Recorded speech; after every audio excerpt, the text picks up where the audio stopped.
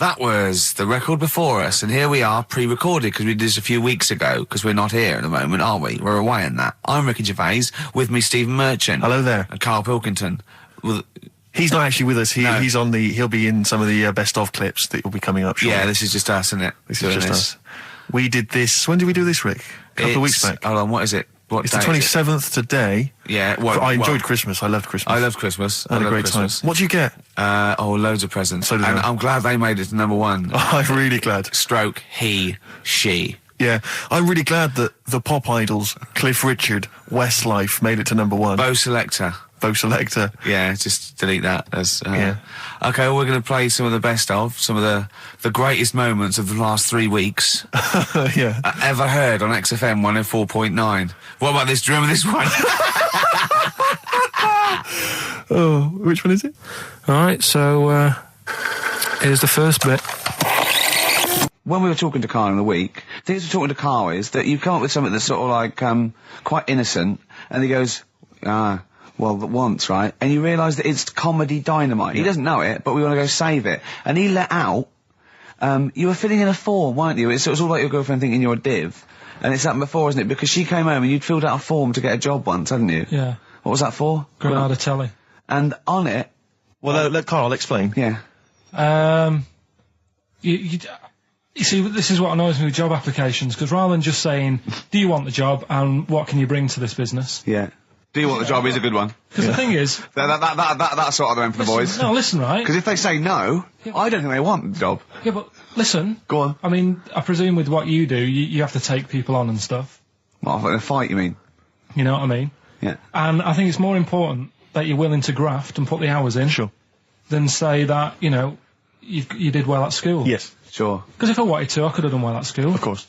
I just didn't want to. Yeah. So where's this going? So you had the application form. So when it came to the qualifications bit and that, I couldn't fill them in because I didn't have my qualifications. And it was also asking about your languages. And I put down English quite good. English quite good. And his girlfriend came over and seen the form that he'd sent off. This was a copy of it. Yeah. And so she went, oh, you know what I mean? So that's what started, you know, the disappointment. So they're going to get that and think that you're not English. I don't think I've got it. It was ages ago. Right. How long ago was it? Oh, well, it was when I was still in Manchester, so 5 years ago. I don't think you've got to know. No, I think you'd... There could be a long list. I mean, there's probably a lot of admin problems in that organisation, but they probably...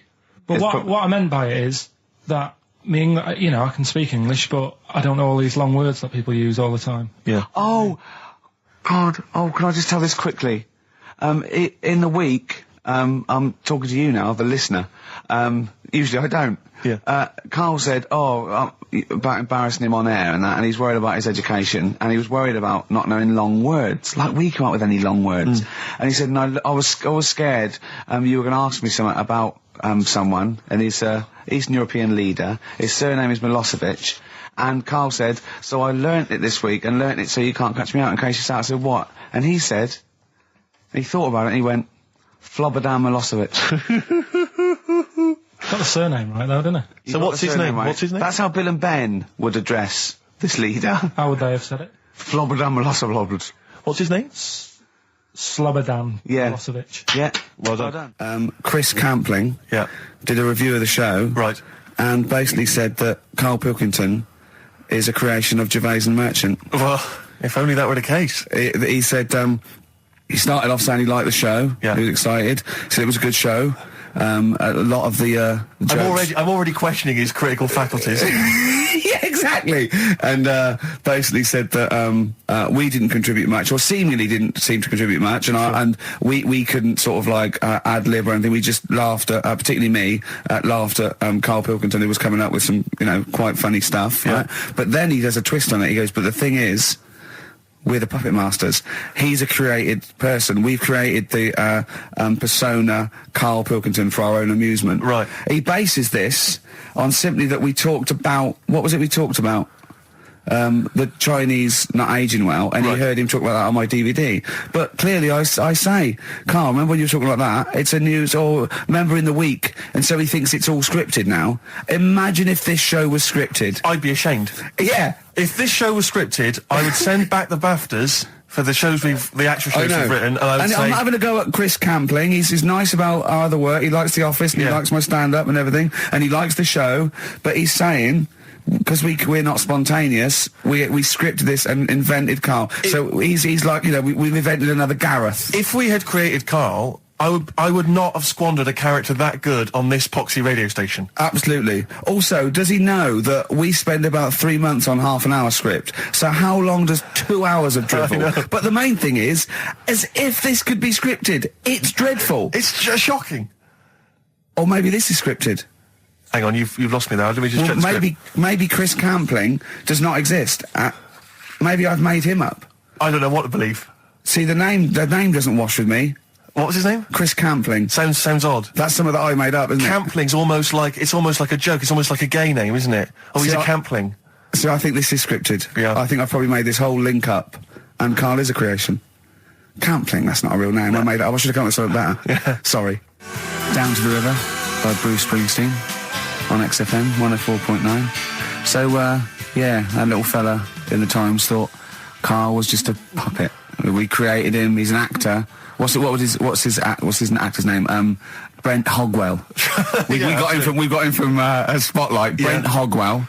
This stupid, dopey Mancunian accent, he just puts that on every week. Yeah, exactly, yeah. Yeah, he speaks rather like Hugh Grant. Yeah. And we just got this whole world around him. We set a whole... What do you think about that? He had his head shaved, especially. Exactly, yeah. So, yeah, would he think that, you know, maybe if he's looked online and seen me head, and he's noticed how round it is and that, does he think it's sort of been... you know, morphed into that shape just for the show, just for 2 hours on a Saturday? Yeah. You spend 5 hours in prosthetic makeup like John Hurt in The Elephant Man.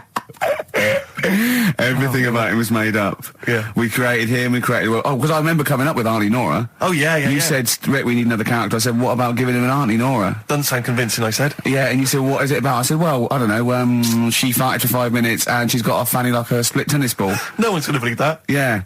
Oh, that brings us neatly... Well, let's put that to bed now. So, Chris Campling, honestly, we do not script this shambles of a show, and Karl Pilkington really is like this. If you want, you can meet him. I'd love to send Karl for a drink with Chris Campling. Can we do that? And then he'll eat his words. Chris, if you're listening, honestly, this isn't a stitch-up. As I say, I'm not having to go at you. It's a very well-written article. It's very, very fair. You're just complimenting on his grammar. Yeah. It's a very well-written article. No, I'm saying we're not having to go. Because it's not like he snagged us off. I would just love him to meet Karl Pilkington. People in the street come up to me and say, is Karl like that? And I so want them to meet him. Yeah. Or maybe he can send in, if he's online, he can send in 5 subjects for Karl to talk about that we couldn't possibly know about, just so he knows that we just really do throw things at Karl, and that drivel comes out. Imagine if it was scripted. What?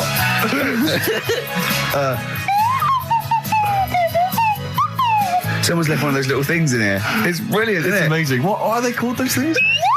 I imagine just there, I was thinking of being in the front row at a Morrissey concert and going, can I just play along?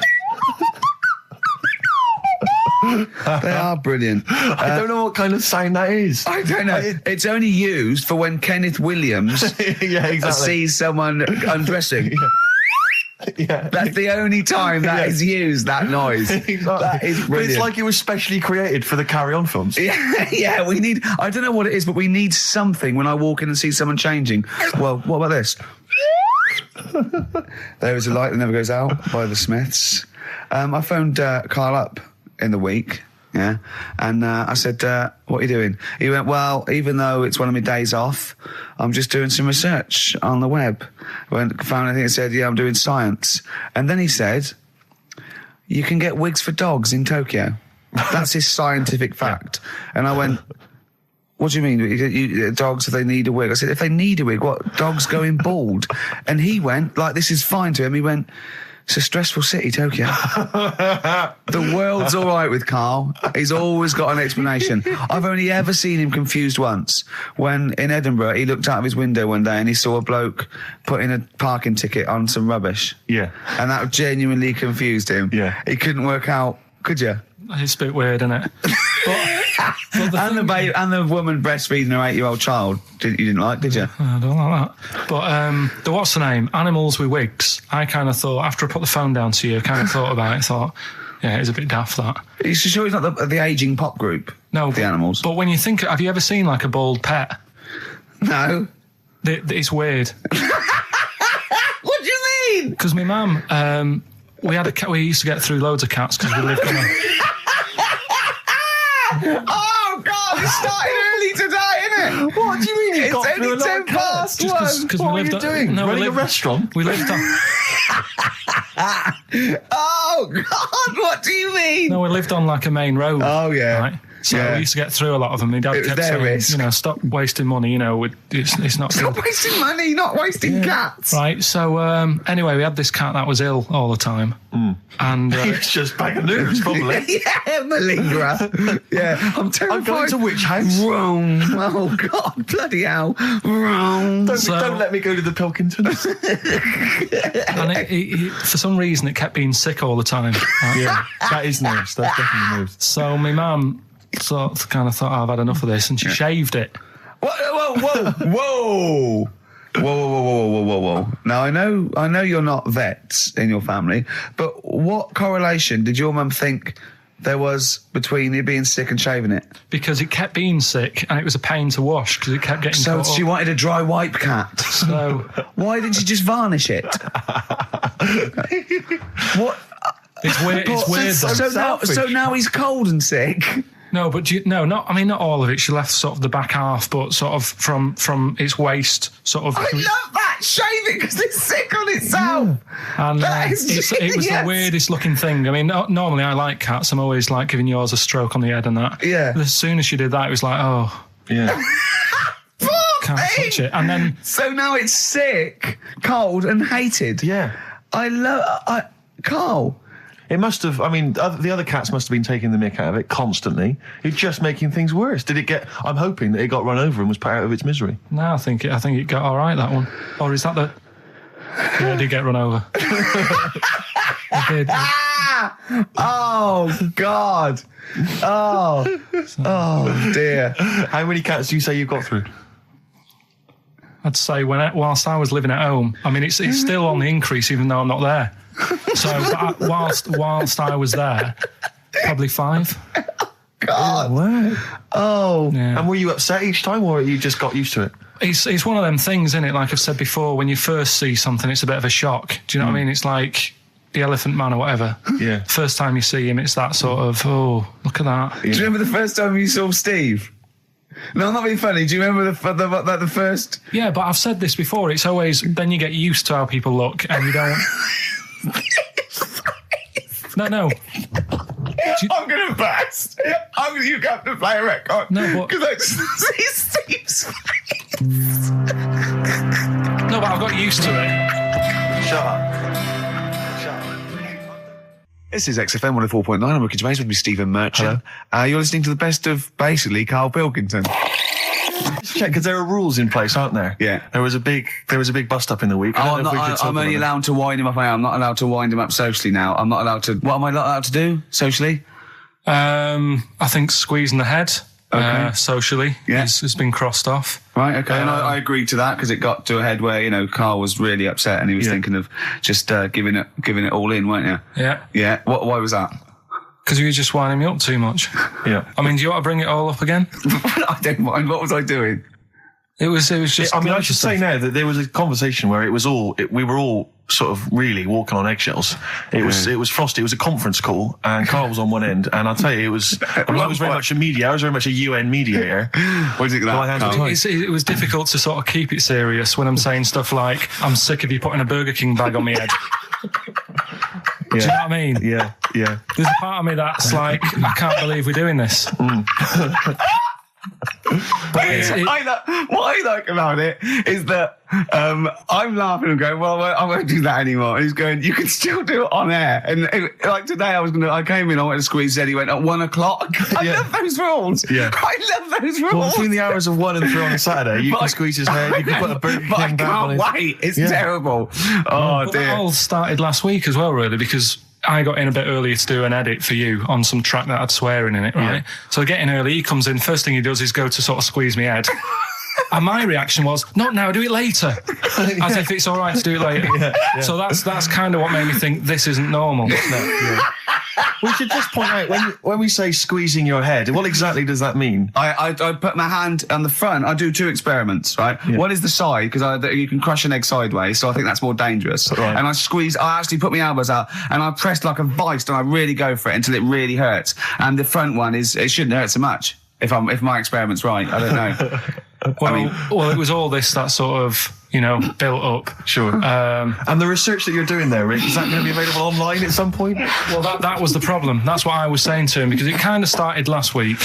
Well, it's been going on since we've known you. Yeah. Really? Yeah, but I just upped it last week. It got out of hand a bit. I upped it to when I think it got to ahead on Thursday when I filmed it. That was it, yeah. That's right, yeah. I brought in a cameraman to film me torturing him, and there was some people from the 6th floor being shown round. Yeah, some management and that, showing probably clients round, sort of, they've probably been on all the different floors, same what all the different radio stations do. This is XFM, the sort of this sort of noise going on. Yeah. You see them all look down and saying, don't do that, right? Sure. They might want to spend a load of money. Yeah. And he's doing that, he's wrestling with me, he's filming it. So that's when I just thought, It's mad, isn't it? And then when we were having the argument on the phone, I was saying, has this been some sort of experiment? Yeah. He did. He said that, and of course I lost it. Yeah, but it's all good now. Do you want to squeeze his head before we play the next record? I won't at the moment, because we've got to get on. It's not right, and that annoyed me as well, because I was trying to find out where he was going. I was filming him. I was going on waiting for Karl. Told Johnny he's meeting a mate at 6, which annoys me on 2 counts. And I'm just doing it to the camera, So I'm gonna follow him and just turn up and go, all right, where you been? But then when I came and he went, I'm meeting a mate, and he told me where it was. So I told him that spoils my fun. Of course.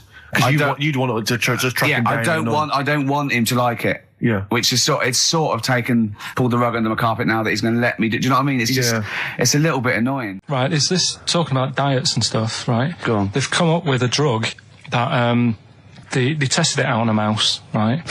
They said, it's a problem. That weight is a big issue in the world, and a lot of people are depressed, and that probably like Rick Waller. Well, right? I'm depressed looking at Rick Waller. Well, Oh.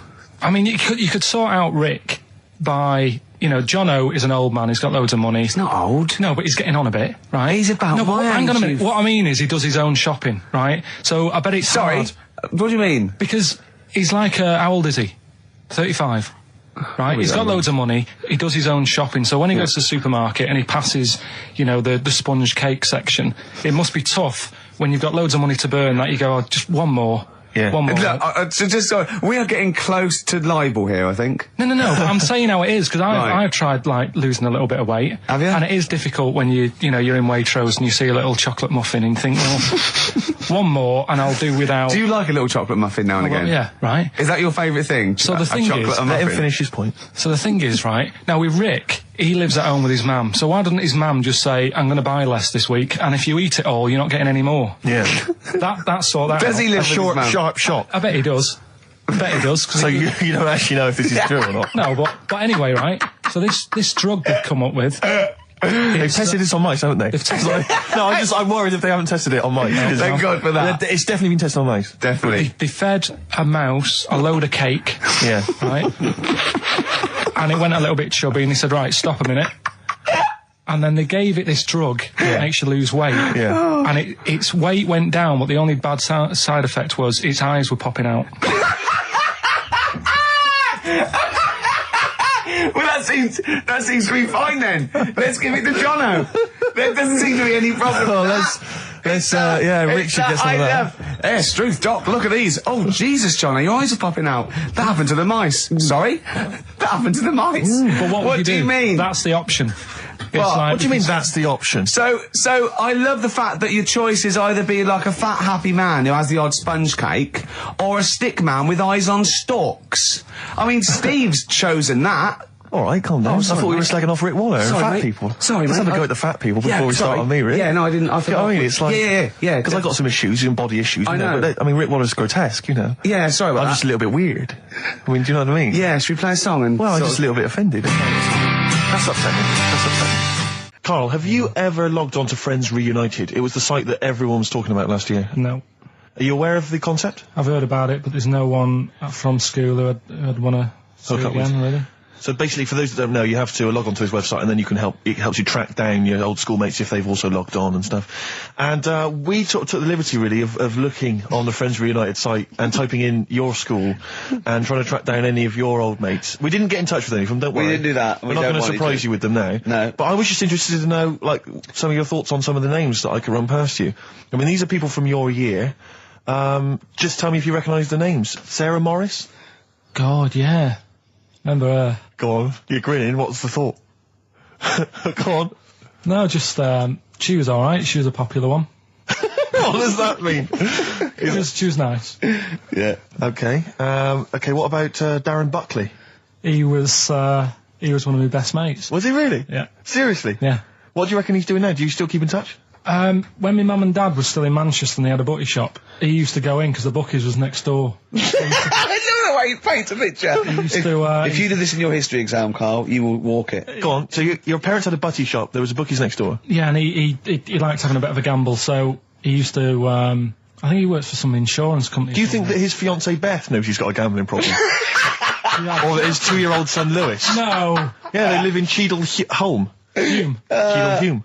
He must be doing well. 'Cause He's still supporting the Blue Army and frequents the shrine on a fortnightly basis. Funny thing with him is, right, when I used to stay over at his house, and his dad was a copper, and I remember his dad came down and said, right, I want to see you two. I was like, oh God, what's happened? And got us round the table. And he said, do you know much about drugs? So we were like, what's all this about? So he goes, you know, they're not good for anyone, you know, the stupid thing to get into. And we're like, yeah, we know. And he went, you know, do you? We said, yeah. He said, what's this then? And he'd found something in his bedroom, and it was a Skittle. What, the sweet? Do you know little sweets with the S on it? And Oh, really? Drugs. Yeah. So he said, well, yeah, it's a Skittle. Yeah, I know what it is. Oh, he was bluffing like that as a slang word. Yeah, he thought because he was a copper, he probably had to be down with all the terms and that. So we said, oh, it's a Skittle. And he said, yeah, I know what it is, but what's it doing in your bedroom? Oh. It was like, no, it's a toffee. So, Darren there. Yeah, I know, it's a toffee, it's a squib, it's a, yeah. Well, do you know what happened to me on the way in? Go on. A homeless person called me a dickhead. How did he know? Do you know him? Is that what? He's like the local big issue fella. Oh, yeah. Yeah. And he knows me, he sees me walking up and down the street. Oh, that's how he knew you. Right. So normally I have a bit of a chat with him and that. And I walk past him, and you know, I can be a little bit cheeky with him because I've been cheeky with him in the past with stuff. You pinched his arse. No, just, you know, saying stuff like, God, you're always there. I mean, you got home to go to and stuff like that. Yeah, just breaking the ice, go on. He knows, and he'd laughed at that, right, last time, so I thought I can be a bit cheeky, right? So he goes, do you want a big issue? I said, no. He said, come on, I've got loads of them, right? So I sort of said, when I was a kid, and I used to do a free paper around the free papers one, I said, just put them in the bin and go home, right? And he went, yeah, but how am I going to get any money doing that, you dickhead? You see, I can see his point. He is homeless and having to sell newspapers to get 50p or a quid or whatever. Yeah, and sometimes I treat him, right? And today I didn't have any money. I had a takeaway last night and I normally give them a quid. And I felt bad not being able to do that because I didn't have any money on me last night. Right. I couldn't look him in the eye. Did you explain this to the homeless person, the traumas of the takeaway without the tip?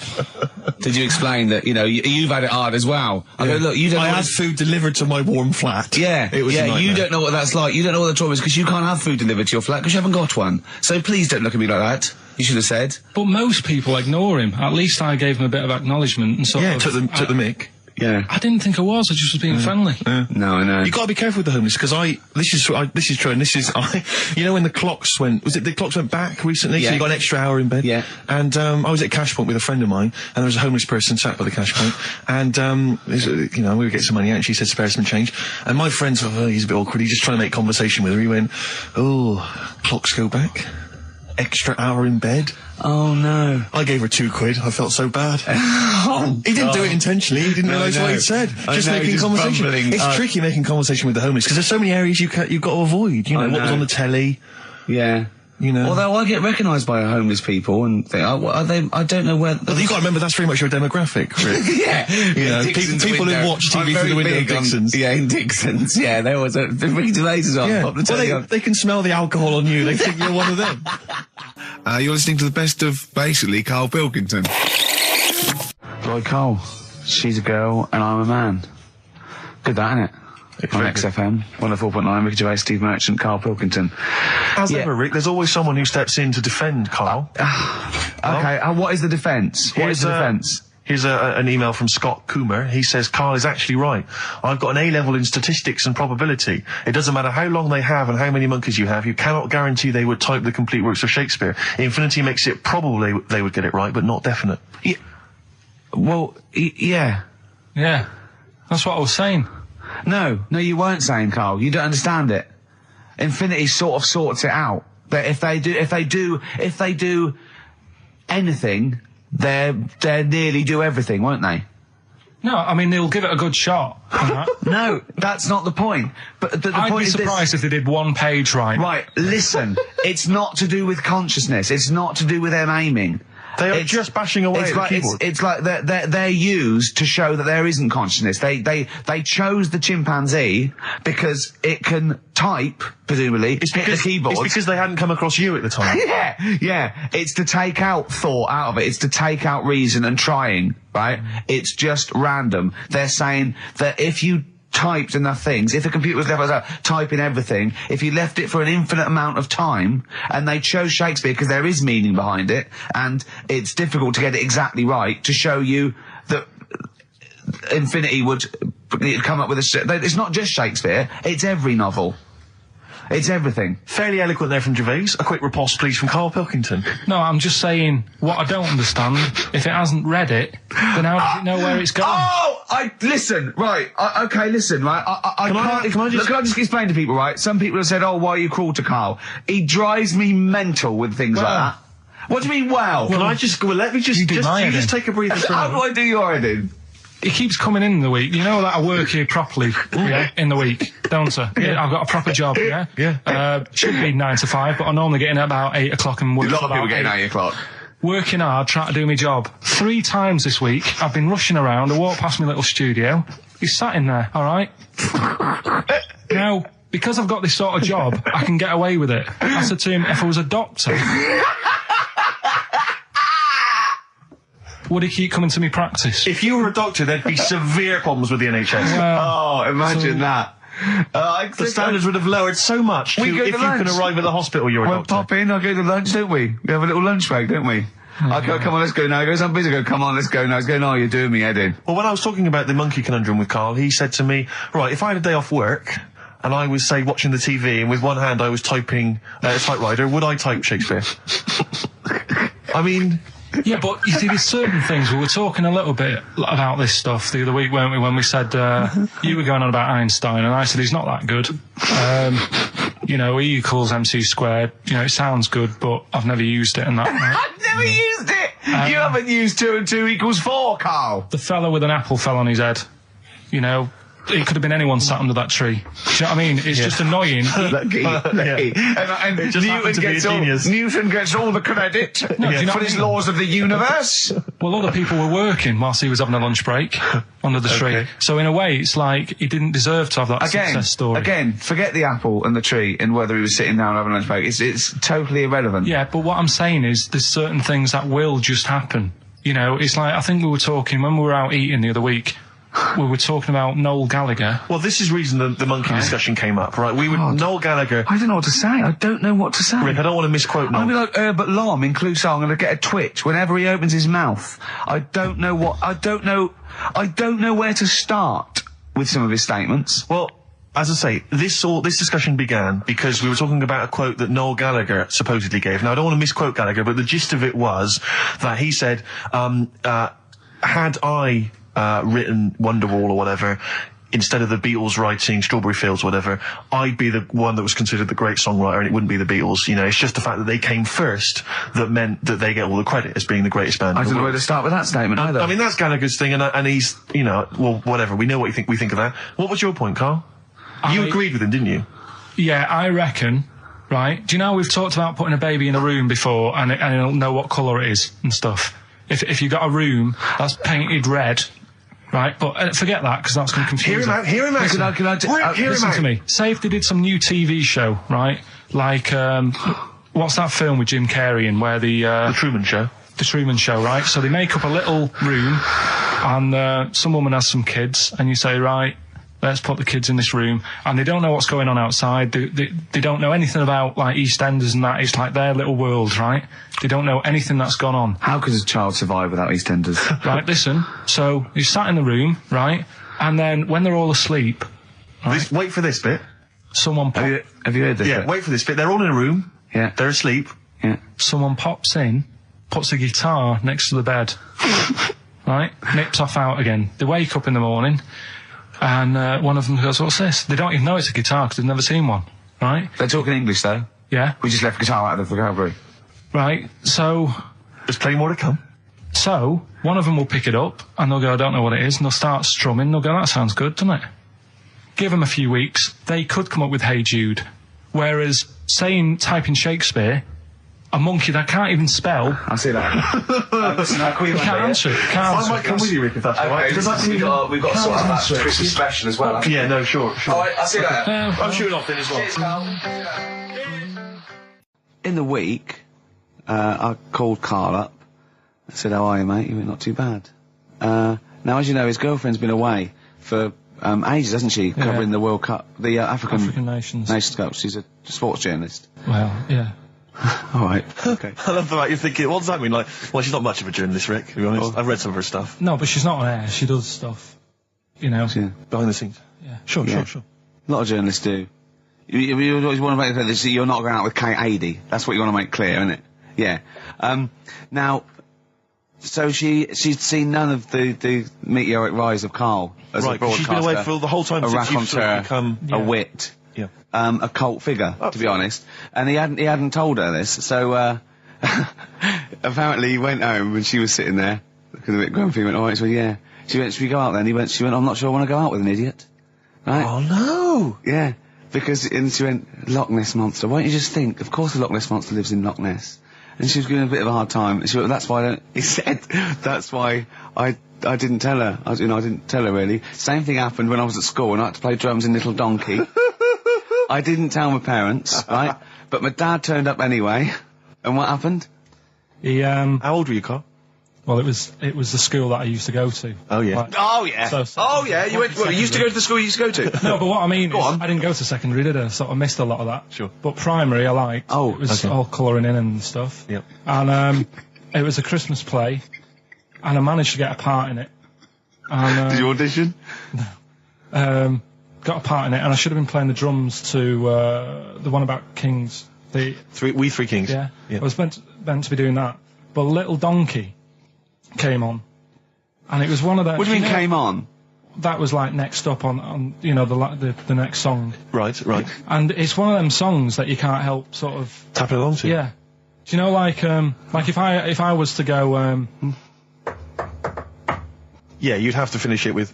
yeah. Do you know that they actually send that into space? Do they? And What, hoping that aliens will respond with that? yeah, they do that because apparently it is one of them things that you can't help. What, even if you're an alien life form? Yeah. They know that, do they? Yeah. But anyway, What, because they watch Star Trek or something? Hello. Knock, knock. Yeah. no, seriously. Is it true, like, if you send out knock knock into space, yeah, they have to say that? Oggy, oggy, oggy. Oh, that is great. Seriously. Oh, hold on, what's something out there? Was a little green fellow? That is great. Yeah. So anyway, That is Little Donkey is like one of them tunes that you can't. And I was there, and I had the drumstick, and I thought, oh god, The drumstick. I could feel myself. And anyway, Just wanting to do it, yeah. I started going along and playing Little Donkey, which I wasn't meant to do, but it went down such a storm. What, were there people like parents and that dozing off, and then suddenly they heard your version of Little Donkey, and they thought, wait a minute, now it's really picking up. What do you mean? I'm glad we paid £1.50 for this. What do you mean it went down such a storm? They're going, hold on, was it like when People have Ringo... lighters in the air. You know, when Ringo joined the Beatles, now going, boo, Pete Best, but he went... Yeah, they And I went, whoa! Oh, No, God. but the teacher just said, oh, it went down really well, you can do that again tonight, Right. when you're in it again. But anyway, so my dad was there, and... And you hadn't told him about this performance, so no, he I never just did. turned up I off never his own did. back. I never took the letters home and stuff to No. show my mum and dad, because it just put me off. So, anyway, he turned up, don't know why, he must have heard from someone else's dad. Yeah. He turned up, and he swore about me, which... Did he? I don't... Could you use Do you think a word it's allowed that's... to be said? The word? Of course it is. Right. If you got a kid in the car or anything, you can turn it down now. Yeah. Right. But he said, there was a guy stood next to him with a camera, big video camera, filming it, and he said, "Yeah, film it, but try and avoid getting the twat in the hat in the shot, because I had one of those porters, you know, the little round pork pie hats on." Right. This is so sad. What, was this a nativity play? It was about Jesus and stuff. Yeah, well, there was a porter there helping him with his Of bags. course there was, I forgot. I mean, Mary and What, Joseph, managing the they got stable? there. Yeah, because it was the hope, you know, because the inn was full. Yes. But I think the porter doubled up with the inn and the stable. Right, that was nice. So of he, him. yeah, He yeah, carry bags over, yeah, no, so yeah. You're right though. I don't know why I was wearing one of them, but I was. And And your father said that, and how did you know your father said that? Did you he told hear me it? about it later. Oh, he told you about it later? Yeah, I was talking about stuff I'd done at school, and he said, "Oh God, remember that?" And I spoke to him the other day about it, Right. and yeah, Oh, God. it's a shame. So that was the end of your sort of drumming career, really? Because it could have been, I mean, you know, the audience loved it the night before. Yeah. You could have, like, been, who knows, a whole new world for you. Yeah, I've that never is. done any stuff. I've never drummed. I wish I had, man. I wish I had. But that is. That's a movie story, but... Is that, and that's why you don't tell, your mum and dad don't know you on the radio, do they they? think when they were down the other weekend, they had to come in. I just said, "Oh, just go in and press the buttons." Because they could listen on Sky Digital, couldn't they? They could do. But you wouldn't want that, would you? I don't want that. No. Play a Carl- record, and I want to talk to you again a little bit about this later. Yeah. This is the Best Of Show on XFM 104.9. I'm Ricky Gervais, with me Stephen Merchant. Yes. I hope you're enjoying the Best Of. Bit of David Bowie. When's that ever at anyone, Steve? Never. Lady Stardust off Ziggy Stardust and the Spiders from Mars on XFM 104.9. I'm Ricky Gervais, Steve Merchant. Karl Pilkington is in the middle of educating me. Then, educate me. Did I tell you the time when the doctor said I was going to die? All right, keep talking. Right, ages ago. Must have been about 15, right? And at lunchtime there was this. We used to have a choice of stuff to do at lunchtime, right? Used to have like a burger place that had an arcade machine in it, right? So we used to go there and play on that and have a burger. Or there was this baker's, right, that my mum worked at, and did great cakes and stuff, right? So she used to like bring some home and that, but she couldn't always bring them home every night because, you know, they'd cost money, and she used to get them for free. And they used to say they'd rather chuck them away than give them to the staff because there's a chance that the cream might be off. Right. Right, so they used to chuck them round the back. So I used to go around the back with my mate and eat a load. Brilliant. Eating out of bins. No, it wasn't out of bins. They were still in trays, but they just stacked them up near the bins, right? So this got out. I mean, it used to be chocker. Once the school found out, everybody used to go there, and it'd be like, well, have a cake. The headmaster crawling through, fighting the kids off. Right, so I'd have, like, you know, you just eat, I don't know, 6 jam donuts or something, and then you'd spend your dinner money on the arcade machine. Brilliant. Right? So it was a good afternoon, really, right? So you'd do that, and this one day I must have had 6 or 7 jam donuts, a few Congress tarts. What's the Congress tart? I love them. I can't get them in London, right? So I'd have some of them. If anyone can get a Congress tart for Karl in London, please let him know. So anyway, this day, that was just a normal day. Do you know what I mean? You'd once, twice a week, you'd have a load of cake. In your life, yeah. Yeah, So normal anyway- day in your life. Were the frog boys there with the webbed hands and the big heads? So- and the horse in the settee? Yeah. But the day after one of these days, I had really bad cramp in my belly. Right? I was like in agony, could hardly walk. So I said to my mum, You could hardly stagger to the free cakes. So I was in absolute agony. I said, I don't like doctors, but you'll have to get a doctor in because I don't know what it is. I can't walk. She gets the doctor round. I won't say his name, but he said, well, doesn't look like he's got long left. Blimey. So I was a bit like, hang on a minute, I've only had a few cream donuts. Yeah, My mum was panicking. sure. he went. My dad came in from work. She said, "Oh, something's really bad with Karl. I think it's serious. You know, the doctor said he ain't got long left." So he said, "What?" He said that and just left. So she said, "Yeah." He said, "I'll have to call him then." So he called him up, said, "What's all this about? You know, Karl hasn't got long left. How long's he got?" So he goes, "Oh, I was only messing. It's just had some bad cream."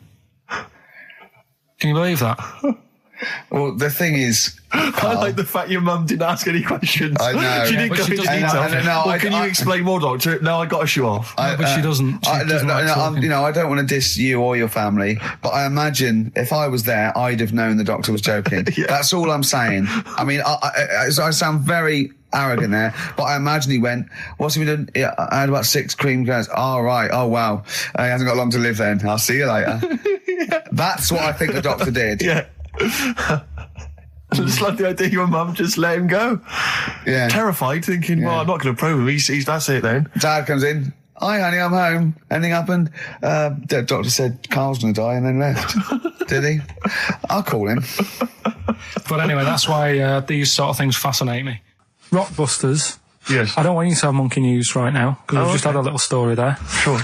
You don't want to, don't want to go too far. Yeah, go on. So we'll get Rockbusters out of the way. Have we got a winner? Come on then. It worries me that we've had very few entries. I think that even your mental fans aren't getting these, which is really worrying. They must be terrible clues this week. All right, well...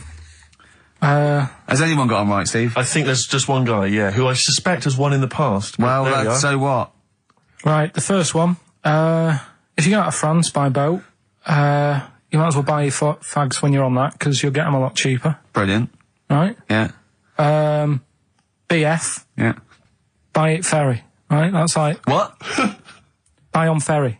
What? Buy on ferry. What's that? Is that a band? What is it? I don't know what it is. Brian Ferry. Brian Ferry? What's that got to do with buying on a ferry, though? Just because it's quite close to it. Buy on ferry. What? Buy on ferry. Sorry, what's your first language? The second one. That's rubbish. That doesn't count. No, Brian Ferry. Brian Ferry, buy on ferry. There's this little foreign cafe. It's growing its own steak. That's Delamitri. The third one. What? Sorry, what? What is that? What is that? Delamitri.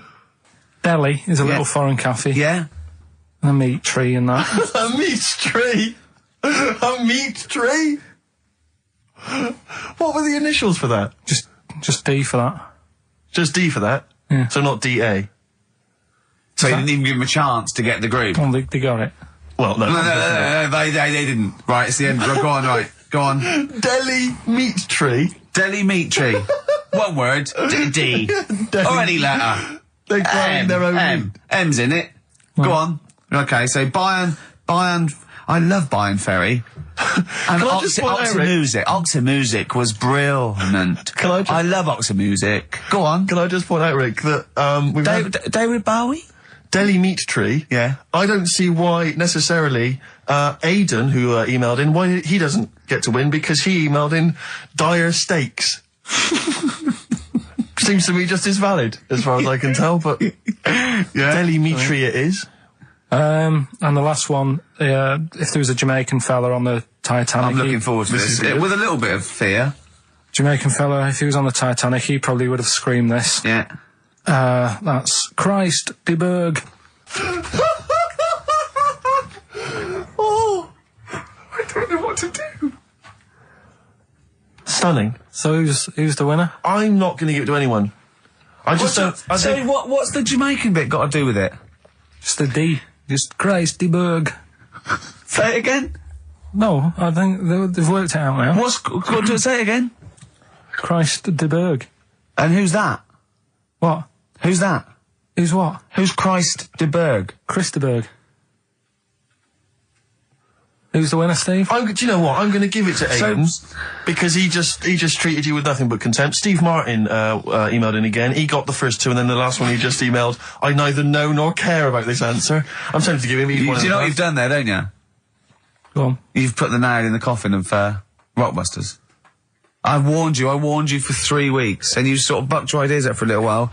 But Christ did Those are the worst you've ever done. the worst. Delimitri. So and didn't it just put D, and then Bayern Ferry. Bayern Ferry. Bayern Ferry. So, is that it then? Aren't we doing it Play anymore? record. Aren't we doing it anymore? I'm ashamed. You're an idiot. Are we doing it anymore? I'm just going to keep saying you're an idiot. Play a Are record. we doing Carl, it have you anymore? learnt nothing from Dr. Fox? Yeah. That's not a Sony out the window. Aren't we doing it anymore? What, you need to start working on it now, because they're so good. You need to start working now for next Saturday. Aren't we doing it anymore? Just, I don't know. Aren't we doing it? Me and Carl went out, right? With me and Jane, Carl and Johnny and Gigi, wasn't it? Gigi, is it important to win? No. Okay. But we're walking down the street. Carl was there, though, and he can back me up on this. We had a curry. We were walking back, and this little funny homeless fella, didn't he? He, I got to tell you before I go, didn't he? Yes. He came up to me, right? And he recognised it. And he came up to me and he went, he said, I've just nicked 5 of your DVDs from HMV. And he shook my hand. He was so happy with it. And I went, right, excellent. He went, all I do is I just swing the bag over the top. Like that when I'm going out, and he had a bag full of DVDs, didn't he? And he was so pleased to tell me that he'd stolen. That great. He said they're going like hotcakes. Yeah, he said they're going up, of course they are. Yeah, you're nicking them. Yeah. I know. We get paid for them, though, don't we? So not the stolen ones? Don't we? No. What do you mean? Did you sign them for him? I know you idiot. What? So he just nicked 5. Yeah. Well, Yeah. you say he was homeless, was he? Well, he don't know. Maybe. No. Surely, how would he have seen the show? He just walked past Curry's one Dixon's. morning. Yeah, that's any Seen idea. a trailer for it. Thought, interesting. I don't know if he was homeless. I didn't go into his home Sure. life. He shook his hand though, and But he made Carl look smart. Do you know what I mean? So, how does he sell them? Where does he sell them? Does he go up to people and go, do you want an office DVD? They're not nicked. yeah, £4. yeah, exactly. Are these stolen? No. No. They've still got the tags on them. Plus, of course, Rockbusters, the return of Rockbusters. Let's start Let's do Rockbusters. Let's do now. Rockbusters. Let's get it rolling, because I have got some amazing prizes. I went to the Americas and I brought back gifts. Not your tobacco and your potatoes, but brilliant prizes. Now, quite seriously, these are not the usual tat. You will win some tat for Rockbusters, okay? We've got DVDs, CDs, things like that, right? But the winner of Rockbusters today will go through to a chance to win the prizes in week 6. We're only here for 6 weeks, by the way. This is our first of 6 shows. Thank God for that. Yeah. And I went to do The Simpsons last weekend, and I've got a drawing here, an original drawing of Homer by Matt Groening. See that? Look at that. As Homer there, your pal Matt Groening, May the 18th, 2005. And Homer's saying, I love Carl because he's stupid like me. And that's going to be framed, original drawing. That is worth, I think, a lot, but I've promised Matt Groening that it will not go on eBay. So please, I hope it goes to a fan. I've also got a rare Spinal Tap poster, met with Christopher Guest, and he signed that, Nigel Tufnell. Fans of Spinal Tap and The Simpsons, possibly the 2 greatest things ever, Yeah. I think. Yeah. Also, my friend Rob, who did flannels with me, has drawn us 3 as flannels. There's Steve there, a little goglanker. There's me there, a little bloke dumplant, and little Karl Pilkington, Pink Floyd numscrunt. And these are going to be framed. So some very nice prizes. And I got a little surprise for you. Obviously, I met Homer. Press that little button there. Listen to this. Hi, this is Homer Simpson. I like Carl and its perfectly round, bald head. If you put 3 holes in it, it looks just like my bowling ball. Brilliant. Actual proof that you've met the people themselves, that the prizes are bona fide and genuine. But don't enter this week's Rockbusters thinking you're going to win those prizes automatically. No. This week you just win the usual tat. What is the tat, Steve? Well, we'll talk about that shortly. But you go it's worth waiting forward for. to the big showdown, the big final competition in week 6, where you get the chance to win those. One frankly, person extraordinary wins prizes. all those beautiful So just everyone goes in the collectible draw. prizes. Yeah, everyone. Yeah, the winners of each week go into the draw. What is Rockbusters, Carl? We've whet their appetite. I think play a record and maybe some wonderful adverts and then come back with Rockbusters. It's that kind of teasing that has made this a potential award-winning show. Bronze, I think, next year. Can we just swap that round, do ads and the song? Whatever way suits you, mate. Go on. XFM. XFM 104.9, Magic Numbers, Ricky Gervais, Steve Merchant, Karl Pilkington. Well, I'm a little bit worried. I've just got to warn the listener, if we suddenly just go off air, right, it's because champagne is pouring down a hole where there's loads of wires into the desk. Because Steve... Yeah. Getting ready to open this champagne, right, just took that wire thing off, just put it there, of course, because it's warm, it just exploded everywhere. Yeah, I should explain now, I didn't bring in champagne to toast our return to the radio. I mean, I'm not an idiot. But, actually, from Focus PR, Ashley has rather nicely sent us some Lindauer sparkling wine, and I'm just trying some, and it's really quite refreshing on this summer's day. So if you're perhaps working for some kind of PR agency, you know, or any kind of company, and you want to send us stuff which you want us to shamelessly promote on air, then feel free to do that. So you're just looking for free stuff? Yeah, I mean, you know, electrical goods. Okay, it's not just like champagne Definitely stuff. not. Because I was going to say, if other champagne companies... What's that champagne company called that they sent us free? Lindauer sparkling wine, which I imagine is available now. Yeah, so other champagne companies feeling jealous could send you some and you'd mention it. I don't want to exclude anyone from this. You know, anyone is welcome to send anything in. Brilliant. And as I say, I'm particularly interested in sort of designer goods. Okay. You know, the Apple Mac people, they're welcome to send anything in. Now, what's annoying about that champagne opening like that is that, as you know, I've brought my camera in, and I wanted to film you opening that onto Carl's head. Got the cork. Rick, I got another bottle. Have you ever? I don't want you to miss out on an opportunity like that. That's a bit of a waste of champagne, opening 2 bottles. But Carl, would you mind? Because that would have made a cracking noise against your head, that cork going off. And because it's such a lovely, bald little sort of dome. Yeah. We'll put your head right down, yeah? It'll open it, we'll see what the cork does, and I'll film it for, like a website or something. Maybe we'll make that the finale of today's show. That'd be great. Yeah. Okay. Sponsored by Lindauer Sparkling Wine. Oh yeah, the sound of a cracking cork against Carl's skull, sponsored by Lindauer. Sponsored by Lindauer, available now. Great. Right, we're doing Rockbusters then. Oh, okay. Now you should explain briefly what the concept is, Carl, because there might be a few new listeners. It's Blockbusters. Right, go on then. Well, it's not Blockbusters. No, because they were real clues, weren't they? Yeah, that was actually... He says they're a cryptic clue. It's not cryptic. Well, it's like, what am I thinking? This competition is like, what number am I thinking of? Rick, just calm down for a second. Let me explain basically what the concept is. You'll remember some of the greats from the past. Yeah. Basically, you give some vague clue. Is that right, Carl? And from that, we're supposed to deduct which band or artist you're thinking of. So, for instance, there was a one, the West Indian fella spinning a fish round his head, and that was Detroit Spinners. The Trout Spinners. Yeah, Detroit Spinners. Yeah.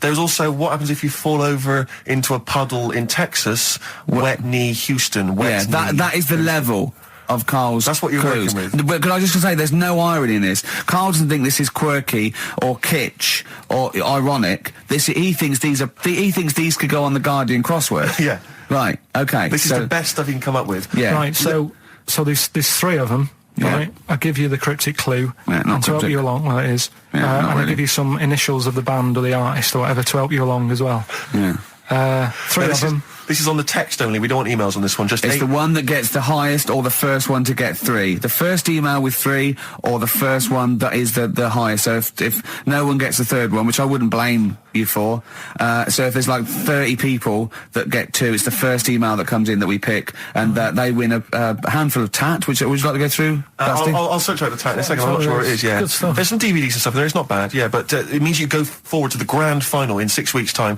when you're playing for all that amazing stuff Ricky's got. We've got the signed, genuine, exclusive drawing of Homer Simpson done by Matt Groening, featuring references to Carl. We've got the signed Spinal Tap poster. This is big stuff you can't get anywhere else. No, it's a rare American poster signed by and Nigel it's such Tufnell. a shame that your only chance of winning it is with this inane quiz. Absolutely, it's not down to skill or anything. It's just such a shame that. Let's just do it then. Go on then. Right, the first one. Go on. What you got to remember is it's a band or an artist that XFM play as well. Right. Right then. So the first one. Oh yeah, because XFM play the Detroit Spinners and Whitney Houston all the time, don't they? All right, these 3. Okay. Giving it away, but these are XFM bands. Okay. Yeah. Right. If you got like a ball. Oh Jesus. I know, you don't think about the cryptic clue is that every syllable counts. He says it different every time he says it. There'll be something different. Look, go on then. Go. Right. So if you get a bulb, right? What? A bulb. A bulb. What's a bulb? What's a bulb? Like I like bulb. I like bulb. Oh, I like bulb. So you get a bulb? You get a bulb. Yeah. Go on. He's gone. Right, go on. So you get a bulb, Don't forget a bulb, yeah. Have you got something in your throat? What are you doing? You eating a gobstopper? What are you doing? We'll play a song then. No, come on! Get the clue out, for goodness sake. So the cryptic clue is, so, if you get a bulb, right, so... That's the beginning. Okay, great. Right, if you get if you get a bulb, like, go on. And you look after it, right? You look after that bulb. And you teach it stuff. And all Jesus that. Christ. What you doing there? Do you know what I mean? This is extraordinary. This is extraordinary. Amazing. Imagine that written down in the He's Telegraph. had 18 months to get this right. Imagine it. That's not a clue. That's an essay. I don't know what it is. It's a I conversation don't know with if he means yourself. a light bulb, a bulb like you plant in the garden. What kind of bulb does he mean? Yeah. It doesn't really matter. Oh, okay. Like, you get a bulb. Well, remember that. It doesn't matter. Okay. Okay. It doesn't matter. It does, but I can't say too much. Right, so listen, let me just do it again. You get a bulb, right, when it's young, you look after that bulb, you teach it stuff and what have you. What have you done there? What's gone on? Brilliant. And what are the initials of the concise. band? R, right? R. R for rabbit, right? So what's the band there? Second one, Jesus. people have a problem doing this when they get home from like a night out drinking. Right? What's the problem they've got? Right? The initial there, K. What's the band? Right? People get in from having a night out, they'll have a problem doing this. What is it? What's the problem? Okay. And clue number 3? I had a vision of that Chinese flu. Right? That's C. I had a vision of that Chinese flu. You had a vision of that Chinese flu. Yeah, and that's the the band letter C. C. Right? So 3 bands there. 3 cryptic clues. Not really. Text in 83 XFM. Just send the 3 band names. That'll do on it. Can they do a website as well? If they want, they can email in. Well, tell them what it is. Yeah, ricky.gervais@xfm.co.uk. Just send it in there. Give them again quickly then, Carl. Right then, so get a bulb when it's young and that. Look Brilliant, after it. different, Look totally after different. It, teach it stuff Yeah. and all that. Okay. What's the band, right? Yeah. Second one, people have a problem doing this when they get home late at night. You know, they've been out drinking and that. They get home, what problem are they going to have? K is the initial. Third one, I had a vision of that Chinese flu. What do I mean? Brilliant. C's the initial. Play a record. I mean, that's abomination. Right, but Anyway, so- the answers. Give us the. Go on, give us the clue. I haven't got an idea. Go on, give me the clue then again. Right, well, do you want to say who the winner is? Or No, let's hear the answers first. First clue was if you get a bulb when it's young, you look after it and that, you teach it stuff. Yeah. What's going on there? Go on. The initial was R. Yeah. Right, that was razor light. All right? Raise a light. You raise a light. Razor Yeah. light, okay. Kind of works. Yeah, it Second didn't matter one. what sort of bulb it was then. It was very Sure. specific. Go on, Mike. Go on. People have a problem doing this when they get home from a night out drinking. Yeah. What's the problem they're having? They have a problem getting the key in. That, keen. That's the awful. word. That doesn't count. Keen. And they got it right. It's keen. It's keen. It's Got it one's right. awful. The last one, Awful. I had a vision of that Chinese flu. Yeah. The initial there was C. That was Caesars. Caesars.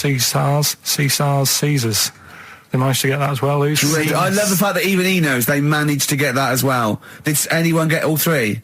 Yeah, a few people. That's terrible. Okay, who's the first one? I don't know what it says about XFM and its listeners that people are getting these answers right. I know. Go on then. I mean, horrific. But anyway, we're going to give it, and he goes forward, as I say, for the big prizes in 6 weeks' time. It's Paul in Bookham. Well done, Paul Booker, but also he does get the complete series of Alias, League of Gentlemen, that Rock Gods album. So you know it's pretty good. But Open Water on DVD and a chance to win all those prizes. Brilliant. Yeah. Coming up next, a cork smacking a bald man on the bonds really hard. XFM. Bobby Womack across 110th Street on XFM 104.9. I'm Ricky Gervais, with me Stephen Merchant, and over there Karl Pilkington. Can I just remind people that... A man so stupid, it isn't actually offensive.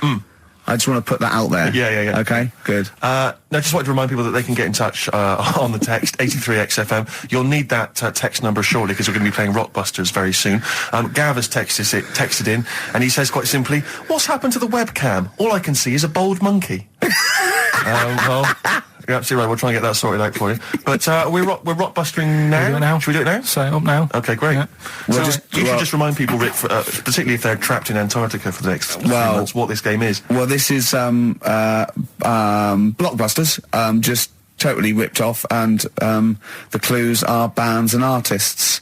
Carl says they're cryptic clues. They're not cryptic clues. They're more like, what word am I thinking of? They're tenuous. Some of them don't work at all. So it's really, are you in tune with a shaved monkey? I mean, it's nearly embarrassing to get the clue. I pride myself on that I don't really get them. And I'm sort of proud of that, because you shouldn't. Yeah. But anyway, I think I've given it a big sell. Yeah. Now, you do win Tat today, but the big prize is going forward to be in the draw in 5 weeks' time, when there's a signed Homer that I got Matt Groening to draw. If you go to rickygervais.com, you can see him drawing it. It's an original. Well, if they want to see it, they can go to xfm.co.uk/Ricky, and it's actually, just click on it, you can have a look at it. Oh, you can see all the pictures there, can't you? There's also a signed Nigel Tufnell poster, and us three as Flanimals. But there's a little actually video clip. I was on rickygervais.com. You can actually see Matt Groening drawing it. Well, those prizes are the ones the big prizes you can win in 5 weeks' time if you get to the grand final. In the meantime, it's the usual selection of mediocre gifts which will be given away. That we found in a drawer that people have sent us to give away. First up, we've got I think most people agree, the mediocre John Travolta film Ladder 49, which I think barely made it into cinemas over here. No. We've also got on DVD. And we're giving that away. We're giving that away. Brilliant. On DVD, the TV series Grumpy Old Men, which I think is repeated every single night on BBC Two. Oh, and that's free as well, is it? Yeah, that's free. Okay. Right. We've got the complete third series of Alias. Great gift, only if you've seen the previous 2 seasons. So, is that the one I'm in? I don't know, possibly. French and Saunders at the Movies, a collection of all their hilarious movie spoofs. Again, on television, I think, every Friday. And the TV series Operation Good Guys. You know, fine series, but you could see that on UK Gold most nights. So once again, an excellent selection. But if you win all those and take them straight down to Record and Tape Exchange, you will be able to get 2 albums that you actually like. That's exactly right. So, people send us them, so they sort of get bigged up on the radio, so that's done. We don't need to worry about that. Angry. So, anyway then, three clues. Well, hang on, let's play the jingle. No, I haven't got one. You not got a jingle for Rockbusters? No. Well, do one quickly now. Okay. Rockbusters. Brilliant. All right, so we got 3 of them. Cryptic clue and the initials. The band.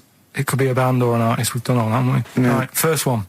The fella let his wife know how he got the bruise on his leg.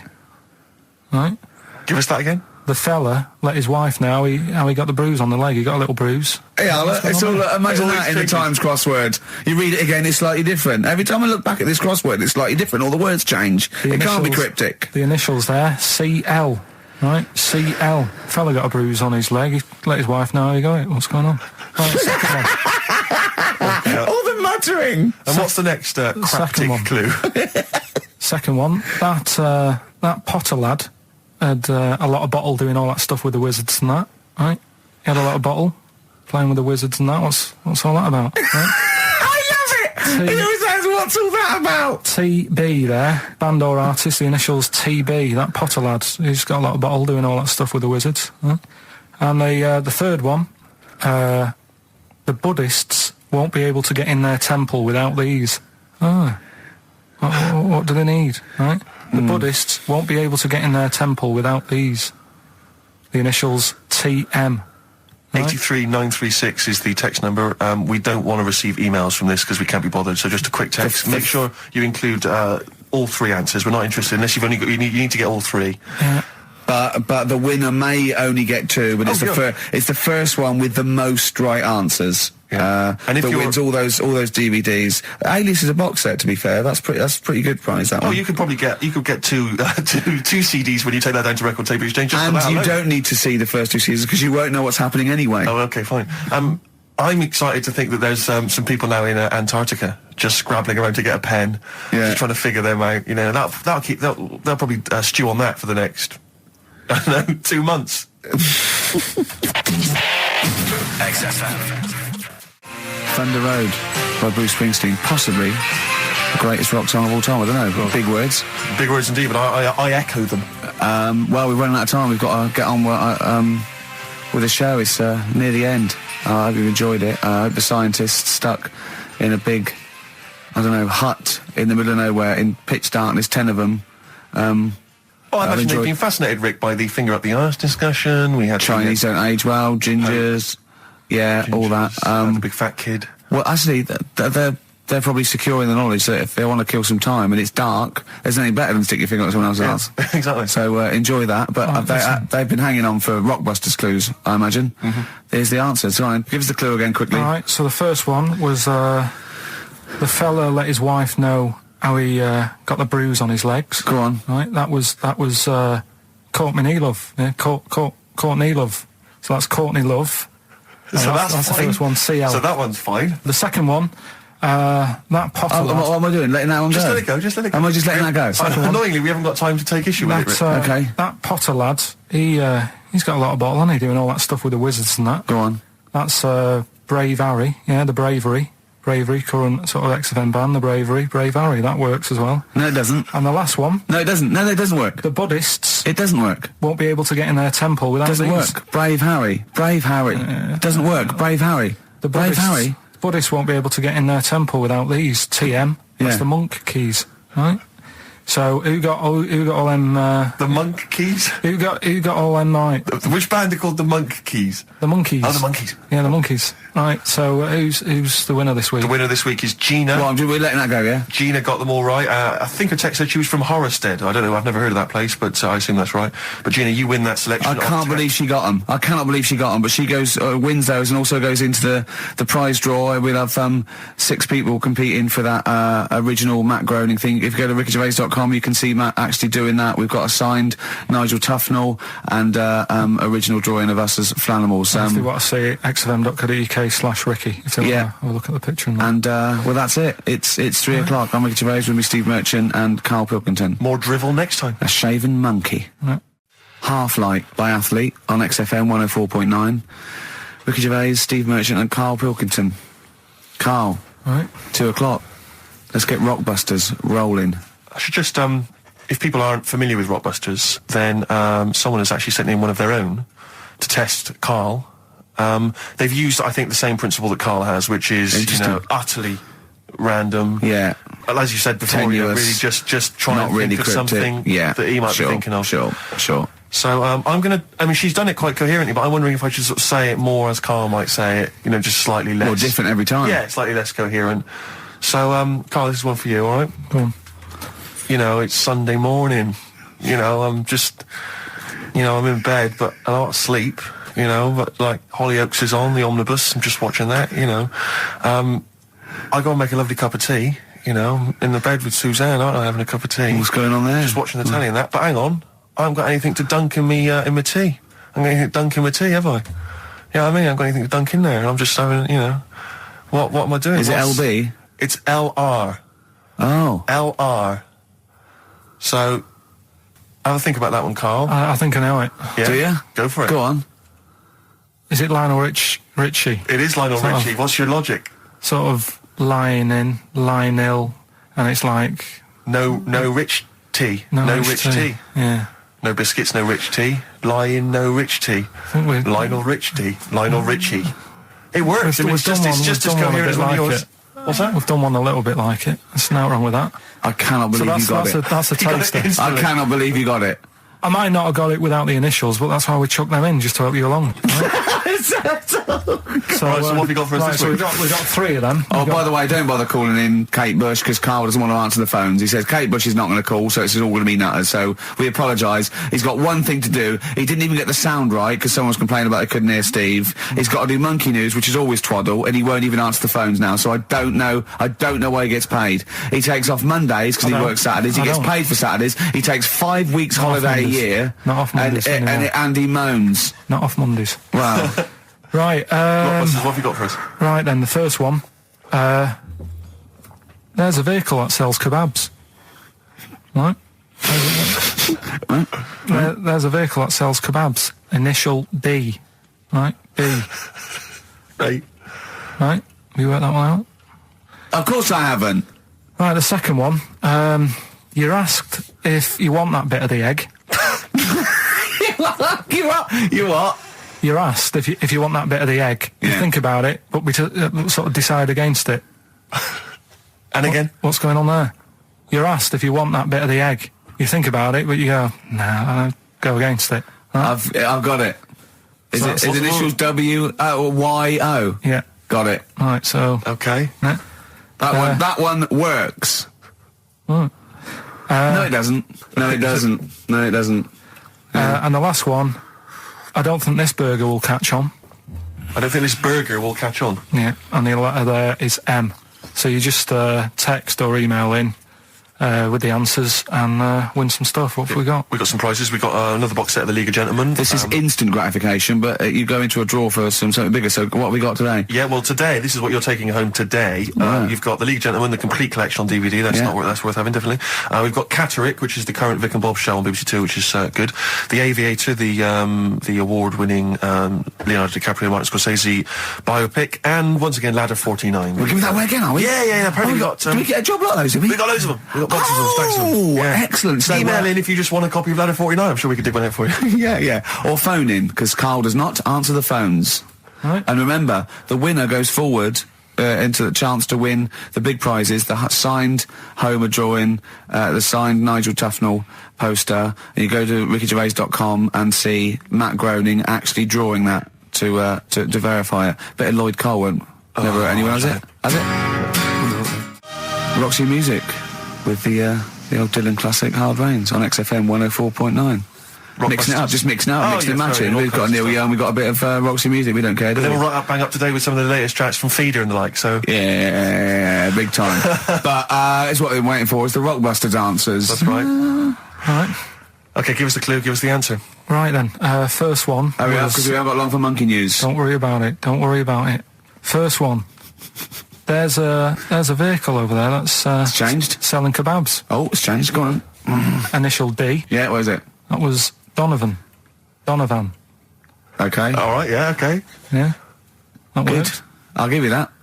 Yeah. Second That's a one. real clue. Well, they got it, like they always do, so they're always real clues. Second one. You're asked if you want that bit of the egg, right?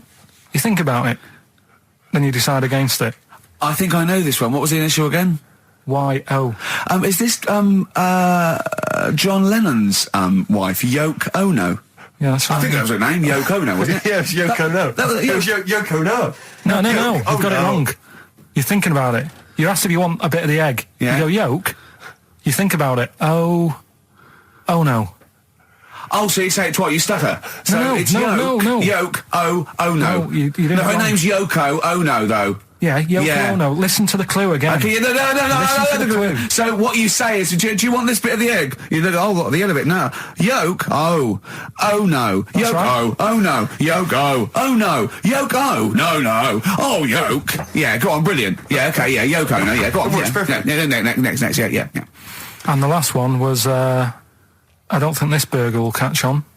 That was initial M. Yeah. McFly. Right? So, there's your three clues. What's There's your three answers. It won't catch on. Well, who'd want to eat that? You know what I mean? It's like a Mac burger or whatever. Mac chicken. McFly. Don't want one. Put it back. I'll have a chicken. Right? So who's got the three then? Well done to Ian Shillham from Mansfield, who's got all those answers right amazingly. And he wins all those great prizes, including Ladder 49, starring Joaquin Phoenix and John Travolta, which I don't think anyone's ever seen. There's 49 of them.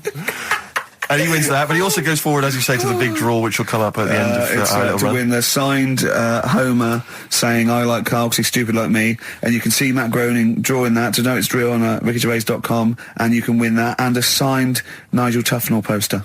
Brilliant. XFM. We've got some rubbish to give away now, haven't we? We have indeed, yeah. If only we hadn't opened that, we could have thrown that in the mix. I But, know, no, it's too good to give away. it's time for Rockbusters, the quiz that no one looks forward to. And we've got, as usual, the bunch of CDs, DVDs, I should say, which... Just tell me we have got another copy of Ladder 49. Ladder 49's right here. That's Brilliant. in the mix, yeah. How many did they send you? Joaquin Phoenix, John Travolta, Ladder 49, the movie that no one's seen. Yeah. I've never met anyone who's seen it. But it's owned by every single XFM listener. Exactly. Also in the mix, as I said before, we've got Priscilla, Queen of the Desert, which, if you haven't seen that on telly, I'm be very surprised. French and Saunders at the movie, the best of all the French and Saunders movie spoofs, which is, I think, on TV every single night. Yeah. It's a very gay giveaway so far, It's a very isn't it? gay giveaway. Well, this got will- Ladder this will- 49, the people in uniform. You've got Queen of the Desert and French and Saunders. Well, the gays love them. You know how much a fan of Chevy Chase. You know I love Chevy Chase. Yeah. Well, we've also got here National Lampoon's Christmas Vacation 2, which doesn't feature Chevy Chase.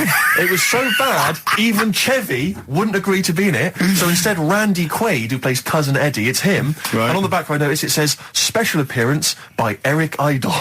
Brilliant. I mean, let's be honest, if a film's got a special appearance by Eric Idle, I know. it's probably not a classic, is all Do you I'm reckon they saying. do Always Walk on the...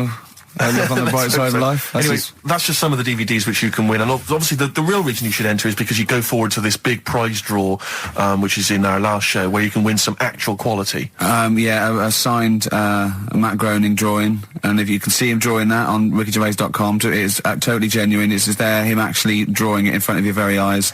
Also, us made us Flanimals, and a signed poster by Nigel Tufnell. Christopher Guest. Sure. So proper good prizes. Yep. Just that this is, I think it should be the last one to get into it. Maybe next week, the 4 that we've got get down to 2 maybe. And then we get them on the line in the last, what do you think? Well, I'll be honest, I wish we'd thought it through. Rick. I don't know about you, but I wish we thought this whole Chris thing through. Campling, if you've got any ideas to how this show could have run, see, we should have scripted this. What we said, we just said the go in a drawer, didn't we? Did we? So Yeah, we hadn't thought it through though. but we can't keep swapping and changing. Well, we we haven't can done do what it we yet. want. We can do what we want. We can do what we want, yeah. Do you know how many BAFTAs we've won? We can do exactly what we want. High five. Well, listen. Six. Right, let's get down to business then. Let's get Right, down so to Rockbusters, let's explain briefly what this quiz is for those that have only just started listening to the show. It's basically Blockbusters. Well, you say that, Rick, but it's not, is it? I mean, that Blockbusters made sense. Yeah, This well, is just this is the incoherent drivel. thing. Carl thinks this is a cryptic clue and going, right, a fella is walking along and oh, look, there's the fish. What does that mean? Trout spinners. some of them are hard because they've dug them all out. Some are hard because they don't make sense. No, but they've dug them all out because they're going to put them all on the website for people to play along with, and they came to me for the answers, and some of them are pretty tricky. I couldn't answer them. So I love that. Well, anyway, the only man that can outwit himself. right then. So the first one then. Here we go. Why don't you borrow some land off Mr. Boardman or Mr. Laurel or Mr. Fletcher? All right. Why don't you borrow a little bit of land? Oh, it's changed already. Already changed. Already off changed. Mr. Boardman. Well, no, do it again and do it exactly the same each time. Do it again. Why don't you borrow some land off Mr. Boardman or Mr. Laurel or Mr. Fletcher if you need a bit of it? What's changing? Okay, and what are the initials? Right, LS. LS. That's a band or an artist. Who am I talking about? Huh? Second one. I'm gonna. Sorry, he's got a sweet in his mouth. I'm gonna annoy those seabirds over there. Right. I'm going to annoy those seabirds over there. Well, just those seabirds. It doesn't matter where they are. I'm gonna annoy them seabirds. I don't know what he's talking about anymore, Steve.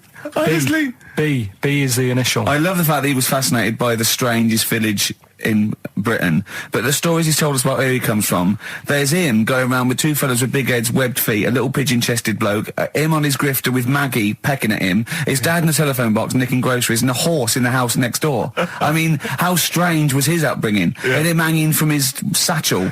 Unbelievable.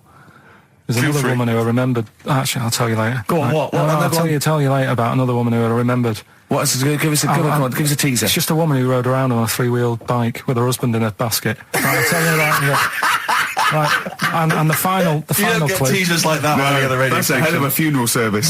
Right, listen. Right, the final clue. What the Scouse fella said to the robber who he found in his house next to his vineyard. Oh, Jesus Christ. What? Again? Right, so what the Scouse fella said Right, this is going to be a pronunciation thing. to the robber he found in his house. Oh, God, which was I've next to lost his- the will to live. I want to get in that woman's basket on the street and just be driven around And for the rest of my life. the initials there, AW. AW. Who is it? All right. Well, Email in and that. shall we have also on the text 83XFM? You can win Christmas one to get National all Lampoon's three. Christmas Vacation 2 and Ladder 49. Bit about it? Yeah, what's that, man? Just briefly, you don't think you really gave that competition justice, did you, not handing out the email let's us. just quickly whiz through the questions again. Yeah. John's texted in, by the way. He says, I never get any of the Rockbusters clues. Is this a good or a bad thing? Definitely a good thing. Definitely a good Definitely thing. a good thing. Yeah. Yeah. All other people do. Well, First one. Why don't you borrow a bit of land off Mr. Boardman or Mr. Laurel or even Mr. Fletcher? Right. LS. Second one. I'm gonna annoy those seabirds. Right. B. And the last one. What the Scouse fella said to the robber he found in his house next to his vineyard. AW. If you know what they are, email in or text in. Tell us about the woman. What's the text? Quick. Well, 83936 on the text. Ricky.gervais@xfm.co.uk on the email and that. Right, and that. Mark that one down. Just make a note of that. And that. Green Day on XFM, 104.9, Ricky Gervais, Steve Merchant, Karl Pilkington. We need the answers quickly, Kyle. to Rockbusters. We're running out of time. We've got Right. Rockbusters and Monkey News to come in this fun-packed show. Give us the clues, give us the answers. Right, the first one was, why don't you borrow a little bit of land off Mr. Boardman or Mr. Laurel or Mr. Fletcher? Go on then. Right, Yeah, sure. what am I getting at there? The initials Stan. were LS, right? Lease a Stan's field, right? Because you're borrowing it, that's leasing it. It's Stan Boardman, Stan Laurel, and it's a field and that, isn't it? Second one, I'm gonna annoy those seabirds. That was B. What you doing when you're annoying a bird? You're bugging it. What's a seabird? A gull. Buggles. Right? Bug gulls. I don't know where to start, mate. Right, don't worry about it. I don't know where to start. If we had more time, Don't worry. I'd throw him out of a window. Right. What the Scouse fella said to the robber he found in his house next to his vineyard. Go on then. That was AW. Yeah. That was A, me Winehouse. Right? What? A, me Winehouse. What? A, me Winehouse. What do you mean Winehouse? It's a vineyard. It's a cottage in a vineyard, so that's like a winehouse. Say it again. What was the clue again? Amy Winehouse. Well, yeah, but what do you mean? Amy. Why is he saying? Why is it a robber? Because the robber's getting in and he's sort of saying, hey. But what's the robber got to do with it? Why is it just a normal bloke? I don't say. Why is he saying Amy Winehouse? Why is he saying that? He's saying to him, hey, get out. Kind of No, thing, you Amy didn't say, Winehouse. no. Sorry, Doesn't her matter. name isn't Anyway, A, Get Out Me Winehouse. Her name is, her name It's isn't A, Get Out Me Winehouse. Gavin Thompson got them all right. He's in Edinburgh, so he's winning ladder 49 and that. That's safe. That's on the way And he's to going into the prize draw to win those. This better be a good Monkey News, Carl. That's all I can say, because that was drivel. Amy Winehouse. Listen, are we going to get Rockbusters out of the way quickly? Go on then, Let's quick do it then. then. Might Give as us well a do it. clue. It's not going to take long, is it? Go on. Right then. So, 3 clues and that. Yeah. Initials of a band and artist. Yeah. And win some stuff. Steve can go through the... Ladder 49 better be in there. Oh, let me Got to check. just quickly... It's ladder 49. You get on with those clues and I'll tell you what's happening. And this is the last time. The winner of this. No, we'll do it again next week. Oh, is it? And then there'll be 6 people, and we just draw someone out of a hat to win the signed Homer, the Nigel Tufnell, and the Us as Animals. Right, you ready But then? they've got great prizes. They've got Alias. They've got. They've got Alias, they've got The Aviator, a Batman cartoon series, M. Night Shyamalan's The Village, atrocious film, and Ladder 49, there it is. Brilliant. It's in there. Joaquin Phoenix, John Travolta. Their greatest challenge lies in rescuing one of their own. Brilliant. Go on then, Carl. Right, the first one then. When I'm ill, I throw up horse food. When I'm ill, I throw up horse food. How can that work? What's going on there? The initials there, I-H. Right? It's a band or an artist, a singer, something like that. I-H, they're the initials, the clue. I've got it. When I'm ill, I throw up horse food. Right? I've got it. Right then, well, don't say anything. Works, doesn't it? No. Second one, that garden tool, it's not yours. What are you doing with it? Right?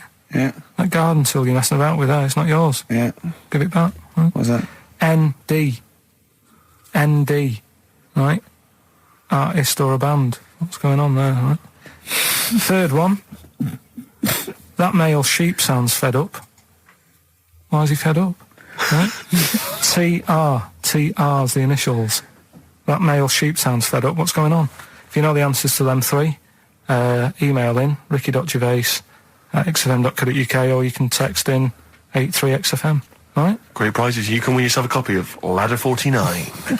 I mean, Thanks, Leave it then. Listen, I didn't realise it's like 7 minutes to, right? well, come on then. Well, let's do Rockbusters on Yeah, it. do Rockbusters. And you got Monkey News. Well, we'll see if we've got time. We got to do Monkey News. Listen though, Justin, if he's out in the office... Oh, look, just quick, do the Right, listen, Rockbusters right. answers then. Have you got a winner? No, I don't even know the answers, do we'll I? pick one. All right, then. The first one. Oh, I just dropped a plastic cup. Right, the first one was, when I'm ill, Yeah. I throw up horse food. Right? Yeah. That's the clue. The initials were IH. I got this one. And that I must say, too. that was I sick haze, because when you're ill, you're sick. What do horses eat? They eat hay. I sick haze. I sick haze is the answer. You got that. Second one, that garden tool. That garden tool you've got, it's not yours. What you doing with it? Right? ND. That was different. That was what's a garden tool? A rake. Right? If it's not yours, what have you done? You've nicked it. You've nicked Drake. You've nicked that rake. Nick Drake. Nick Rake. Right? So that's ND. You got that? I don't know where That's to start. fine. No, that's fine. That's fine. The third one, that male sheep sounds well fed up. Go on. What's up with it? That was TR. That was that ram. That's a ram. That's a male sheep. It's fed up. It's moaning. Ram moans. Ramones. The Ramones.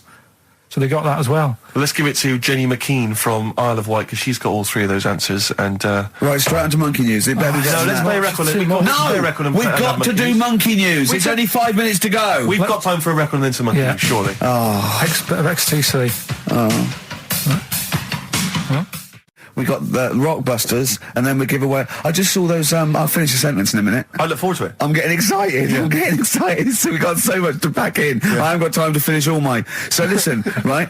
You know the things we're giving away: the signed little Homer, the Nigel Tufnell thing, and the Flanimals. Right? It looks brilliant. They've done a brilliant job. The people here at XFM. So take back all you were saying about them, Carl. And also, we should say as well, you've still got a chance to win that, because if you get today's Rockbusters, you go straight into the hat for Yeah. the big draw, so you've still got a chance to win all those top prizes. Play a record. Bit of monkeys. Yeah. Have we got Ladder 49 today? Rick, there's a number of cracking DVDs, as ever, on Rockbusters. We've got The Life Aquatic with Bill Murray. We've got Howard and Kumar Get the Munchies, hilarious stoner comedy, and Batman the Animated Series. And Ladder 49, there it is. Joaquin phew, Phoenix, yes. John Travolta. If you've ever seen Ladder 49, then you can give us a quick text review on 83XFM. I'd be interested to know if it's Why are actually we worth giving watching. away one a week for the last 6 weeks? Yeah. Well, we better do them then. Let's do Rockbusters for the last time. You can win those amazing prizes. All right. As always, just a little cryptic clue. Some initials of a band or an artist. Work it out, email in or text in. That's it, isn't it? Mm-hmm. Right, the first one. Richard's kid Yeah. cuts hair for a living. Right? Richard's kid cuts hair for a living. Right? Initials ED. Right? DD. Richard's kid cuts hair for a living. Second one. I have a problem saying the French word for well. Right? I think that's the right word anyway. I have a problem saying the French word for well. So what's that? That initial there is K. Right, band or artist. And then the third one, you take 8 kebabs, 2 kebabs, 57 kebabs, times it by 27 kebabs. Right? The fella is struggling to work it out. What's that? What's going on there? Right? It's a good question. DS is the answer there. 8 kebabs, 2 kebabs. I've got it. 57 kebabs, times it by 27 or what have you. Fella's struggling working it out. What is I've it? got that one. DS. So just email in ricky.gervais@xfm.co.uk or on the text 83936. Yeah. Yeah, and you can win Ladder 49 and those other DVDs. Plus, you go into the draw, which we'll do before we leave, and you can win the signed by Matt Groening, personally drawn Homer Simpson. We've got the Spinal Tap poster signed by Christopher Guest, and also the original artwork of us as Flanimals. But they've all been framed. They've done a brilliant job. It really is a nice prize. I mean, almost too good to give away. A little bit annoying. Is it 'cause too it's late the to take original. that back? Well, I was thinking we could sneak in a copy. Yeah. Just a very bad photocopy, so it goes grey and Yeah. No, they're all originals. So get texting. All right. XFM. Well, how's it going with Rockbusters? Anyone got the answers? Actually, one guy has texted in, James in Deptford, he's offered some answers, and he says here, the guy that hated us, famously, of course, we should have remembered, Dickie Anderson. Dickie Anderson. Richard Anderson, of course. I don't know if Dickie's still listening. If he is, obviously email in ricky.gervais@xfm.co.uk and tell us what you've been doing, how you can keep him busy and stuff. Yeah. Nice to hear from him. Chris Campling hasn't called, has he, either? Yeah, The one that thinks that not only is this whole show scripted, imagine that, right? But that Karl is a character created by us. Yeah. He's actually an actor. Oh, if only we Look could at take credit that, for a that. shaved monkey we got. I still have that other girl in my head by Elvis Costello and Burt Bacharach on this final XFM show. Ricky Gervais, Steve Merchant, Karl Pilkington. Well, we nearly got to wrap it up. I think we've got to do the Rockbusters winner and give someone those lovely prizes. Monkey news, then we're out of here. We'll maybe come back, maybe do some Christmas specials. I don't want to make any promises. Right then, first one. First one was Richard's kids. He cuts hair for a living. Yeah, what's that? That was, well, try and work it out. No, you know. there's no point. Dick's son, yeah, he was a barber. Barbara Dixon, right? Doesn't work. Dixon, well, again, Barbara Dixon. Right, Her name wasn't Barbara Dixon, was it? So that's that one. Did Ronnie Corbett ever say, ladies and gentlemen, Miss Barbara Dixon? Second no, one. he Second never one did, was, did he? He never did. I have a problem saying the French word for well. What's the French word for well? Bon, innit? That's good. What? No, that's good though. Bell? Well, no, what? Isn't it bien? Yeah. Yeah, all right. I have a problem saying it, so I can't say it. I can't say bien. I can't say bien. Can't say Kasabian, right? So they managed to work that one out. Can't That's say, one of your worst, that. Can't say bien. Can't say bien. Can't say bien, it's not. No. And the last Doesn't one. work. That's terrible. 8 kebabs, 2 kebabs, plus 57 kebabs, times 27 kebabs. This fella is struggling working it out. What's the answer there? DS. Right? A Donna sum. Right? So he's struggling working it out. It's a Donna sum. Right? So they got that right as well. So What was the answer? Donna Summer. Donna Summer. Yeah, Donna Summer. So just pick So pick went out one, on a high Steve. then. Steve, just pick one. We went out on a high. That was shocking. What about let's have a look. There's Well, it's the first one to get all three. Steve, what's the first one with all three? Well, there's so many here. Yeah, but it's just the first one that came through in time-wise. probably that one. No, I don't like Rob because he's been slagging us off. In fact, no, let's give it to Rob. He hates If he's the show. first, if he's the first... No, to be honest with you, Rob's been slagging us off, but at least he knows. I mean, at least he's got some taste. Yeah. You know? Yeah, well, what if he was the first, then Rob's the winner? Well, yeah, well, give Rob, he gets Ladder 49 and a bunch of other DVDs, but that means he goes straight into the you're hat putting him for in the big there now. draw. I'm just going to write his name now, I'm going to throw that straight in the hat. I can imagine that no one, even the people who've entered, are that excited. Not because the prizes aren't great, but I'm worried that they don't appreciate it, Rick. Do you know, I get the feeling that our listeners, they just don't appreciate the fact that we've gone to all this trouble, we've got the Homer Simpson drawing and things like that. I just feel like these people don't deserve it. And do you know what, it's weird, I just wish we had a better quality of listener. Like, people who listen to Radio 2, they deserve it, you know, they're elderly and infirm, some of them, it would really cheer them up, but our lot, you know, drug addicts, Yeah, let me pick you that know, out. truck drivers. So I've just put all the names in the hat, all the previous winners from the previous weeks, and Who's Rob as put it well. out? Is this Pilky going to put it out? Do you want Pilky or do you want Ricky? Oh, well, let's have the shaved monkey do it. Alright, plunge your hand in there. It's just that's one, isn't it? That's it, there? just pull that one out, check who it is. Right, it's Gavin Thompson in Edinburgh. Well done, Gav. Are we going to get them up there? That's not his problem. You got to post them. You got to pay. They're amazing prizes. Yeah, but the Spinal Tap one, it's about 5 foot, isn't it? Well, they can post it. It'll cost them a few quid. It's a radio station. I think he should have to come and collect it. No, just because then it'll at least Hold on. it'll prove that Where's he's he interested. from? Edinburgh. Give it to Bob Geldof. I'll give it to Bob Geldof. He's walking up there. So He can talk it. XFM. we should just point out as well, if you miss Rockbusters while we're away. Yeah, right. You can log on to xfm.co.uk/Rockbusters, where you can actually see Karl himself playing, introducing you to an interactive game of Rockbusters. Looks very much like Blockbusters. It does, surprisingly. But yeah, you can join into that. And there's also, talking of monkey news, there's a link on the website, I'm trying to think where you go. I think if you go on my little biography bit, someone's done some animation to some old monkey news. Oh, it's brilliant. Great. Right. Yeah. So if you're having withdrawal symptoms of monkey news, then you can find some classic And it's monkey news on animated. there. Classic monkey I feel news. drained today. Do you? Go on.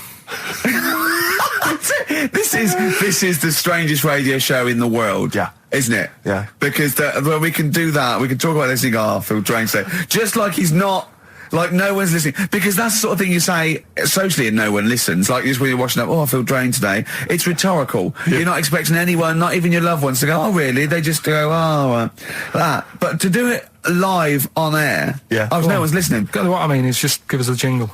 But the Exactly. But the truth is, the contempt we have for our poor listeners is the truth is, unbelievable. the listeners aren't listening, and we don't want to be here. So this really is one of the most pointless things ever. No, I would have been quite happy to do a full show. But you know what? The flow of it's just. I would love to listen to this back in 10 years. This actual show. Let's keep this forever. Let's keep this show forever. The show we went early. We were bored. It was a day we're trying to save Africa, but we're a little bit annoyed that no one's listening.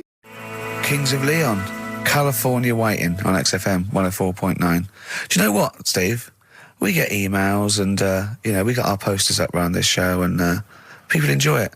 But I don't think we get the credit we deserve for picking the music. It's true. Because we're totally unplaylisted, and I don't know if people know about this, that mine and Steve's sort of first passion before comedy is probably music. We're really, we love playing each other sort of records and that. And maybe when we come back, we should do a show where there is no pressure to, like Carl doesn't press the buttons for us, pre-record it, where we just swap each other's sort of ideas for music. It'd be like the Ricky Gervais compilation tape.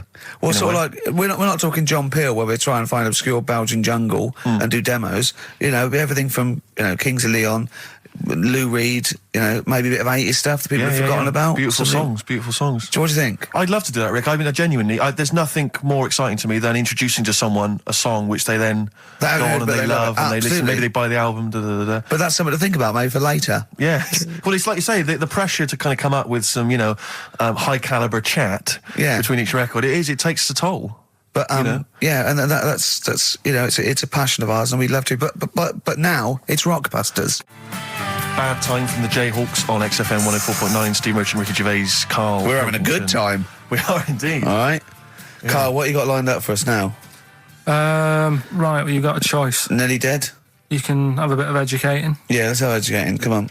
Educating, Ricky. Can we just clarify what this is? I think a lot of new listeners perhaps aren't familiar with this. It's when Karl looks on the internet and finds a weird story about, the double knob fun, and tells me about it. And it's usually not true. Okay. If it is true, I know it already. Go on then, Karl.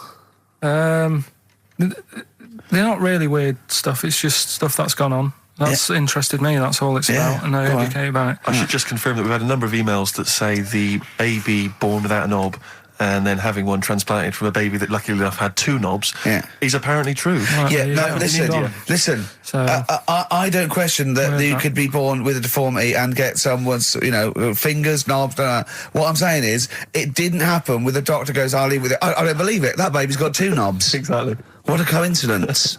I bet that little bit of information isn't in there, is it? Sure. That he went out the door, I'm going to get a coffee, came back, bloody hell, hold on, no, there's an extra knob, I found an extra knob. We could put that knob on there. Perfect.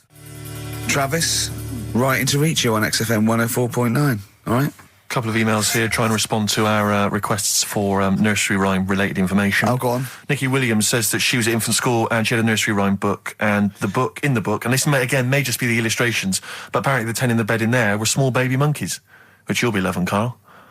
But again, I suspect that might just be the illustration that accompanied I remember I had a book of nursery rhymes when I was little, and my brother, he was older than me, and I was about 5, so he was about 16. And I remember him and his mate just absolutely cracking up because it said, up Jack got and home did trot as fast as he could caper. He went to bed and bandaged his knob, N-O-B, with vinegar and brown paper. I've since found out the knob is like the old English for head, but I didn't know why they were laughing. Of course. They were just cracking up. This was, whenever one of my mates' brothers came around, he said, where's your nursery rhyme book? And he'd read it to him. Yeah. And it was just the funniest thing in the world. The brown paper and vinegar was a popular method, because didn't Jack and Jill use that? They used something similar. No, that was Jack and Jill. That was Jack and Jill. Yeah, that's Jack when he broke his crown, which obviously, that means his head as well, doesn't it? Yeah. So he's fractured his skull on a sort of like an outcrop of rock. Yeah. And then... is that still used, the brown paper and vinegar? I don't think it is. I don't know, maybe Manchester they're still using that, I'm not sure. Yeah. Tracy and John Burton say that they reckon Humpty Dumpty was actually a cannon that used to sit on the walls of the castle in Colchester where they live. That makes sense. Yeah, that would make Sat a lot on a more wall. sense. Oh, great for all the kings couldn't put them together again. So it had they broke the cannon, or it meant it exploded. Maybe the cannon fell apart. Because people used to get blown up by cannons just doing it wrong, didn't they? Sure. Which is hoist by your own petard. Right. Where that comes from. Right, Coming back and blowing up in your face. So that makes slightly more sense, because you would want to send for the King's Men then. Yeah, and the horses. I think the horses just came along anyway. They were just interested. That was quicker. Sure. The quick King's Men, it took them about 3 minutes, with the horses there in about a minute. Yeah. So, but I mean, if it blew up, there's nothing I could do. Yeah. So we got to the bottom of that. See, the educational, Carl. See, this is real education. You know what I mean? It's got a bit heavy though, doesn't it? What, Humpty Dumpty? Yeah, it has got a little bit heavy. Let's dumb it down a little bit. What do you want to do? Mary, quite contrary? We're doing Rockbusters in a bit. Hang on a minute. What? Before you even get to Rockbusters, oh, man alive, there are loads more verses to Old Mother Hubbard. Are there? I'm going to digest these while we play the ads, and I'll see if there's any salient information I can give you afterwards. Brilliant. Moving on, what's the next one? Would she be able to breastfeed? Yeah. And she'd be able to do it standing up while he was on the floor. Talking to nipples. Hey, come on. There's a lovely juicy pair over there. Okay, I think that's the last show. People should actually phone in and speak to Carl and try and convince forget him. that. Yeah, what's the number, Steve? Forget that. We haven't got time. Yeah, he hates answering it. We'll do it during the record. Leave it. Phone in if you want to speak to Carl, if you know the number. Call in, try and convince Carl to kiss a little nipple. Don't want to.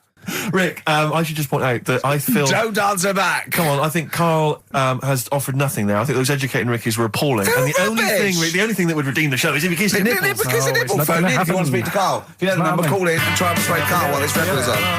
Well, answer the phone. Phones are still going mad. Answer one. Just put with someone out. Kings of Leon, California waiting. He was rude. He's so rude to people. They phone up and they say, "Oh, kiss his nipple." And he goes, "Yeah, all right." And he hangs up on them. Answer the phone. Put them on air. Answer the phone and be nice to whoever it is. Be nice to them at least. Putting people on the air. Hello. Carl. Yeah. Speak to Carl. Why don't you speak about that human monkey that was on the other day? Old news, man. How long have you been listening? Listen, can we forget the monkeys? What do you think of his nipples? All right, then just kiss his nipple then for. I'm not going to kiss his nipple. I'd do it for £500 easy. Would you? Yeah. But why? Why do you want me to do it anyway? What are you getting out of that? Oh, come on, mate. £500. It's worth it. Yeah, but... He's got the money. You'll probably get more out of him if you want. It's not about the money, really. I can think of Suzanne. Suzanne, you come on £500 and go, there you go. Just kissed his nipple, £250 each. She gives me more. It's not hard. It's not happening. Right, it's not happening. Did you just cut him off then? Well, there's another fella there. Who's that? My name's Linda. Right. All right, Linda, you all right? What would make your day, Linda? If Carl actually gave it a lick, not just a kiss. Forget it.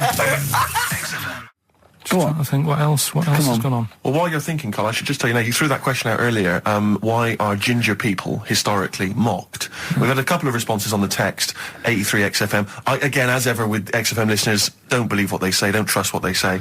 But one of them... have we got any respect for anyone in the world? I'll get back to you. Pete in Tooting, now, again, I think this is nonsense. He claims that the reason ginger people are disliked is because Judas was ginger. From the Bible. I don't know where he's come up with this idea. No, I've heard that. But I mean, are there a great many people from, the Middle East who are ginger? Well, that's probably why he stood out. Sure. And he was probably fed up, and he thought, I'll get him back. Yeah. Maybe... Unless he had his hair dyed ginger when he was on the witness protection scheme. Which presumably he had to go into after all came out in the book. What did he do? What did he do? He stitched him up, didn't he, to the Romans, didn't he, Judas? Did he do it for 40 pieces of silver or something? I'm not big on the Bible, but apparently... Incidentally, if you'd like us to stitch up any kind of messiahs for 40 pieces of silver, just get in touch, 83XFM. We're willing to do that for you as well.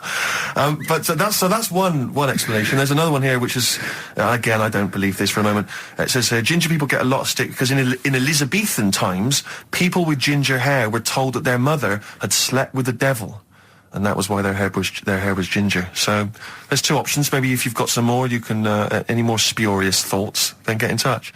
The Pogues, Rainy Night in Soho. I hope there isn't a rainy night in Soho tonight, Rick. I'm sure you're one of those who agrees with me. Listen, we just had an email here from a guy called James Lee. He says, hi, just writing a bit of info on the scientists in Antarctica. I'm a scientist who's just come back from one of the Antarctic bases called Halley, or Haley. There are 15 people staying there over the Antarctic winter. The scientists are looking mainly at the atmosphere, things like the ozone hole and meteorology. Right. I think there are 6 scientists staying over the winter, as well as a doctor, electrician, mechanic, and a carpenter, and so on. And so he's saying they do listen. They have the internet, so they maybe could listen to the show on the internet. And if you get the chance, say hi to Francis, and the rest of the winter is for me. Sure, no problem. Yeah, thanks, James. But yeah, there they are. That's what they're doing. That's what they're up to. But why are they asking you for a message though? When I mean, have these people got families and that, or are they convicts, or? No. What do you mean? Of course they got. They probably do get messages from their family. Well, why are you doing one for one?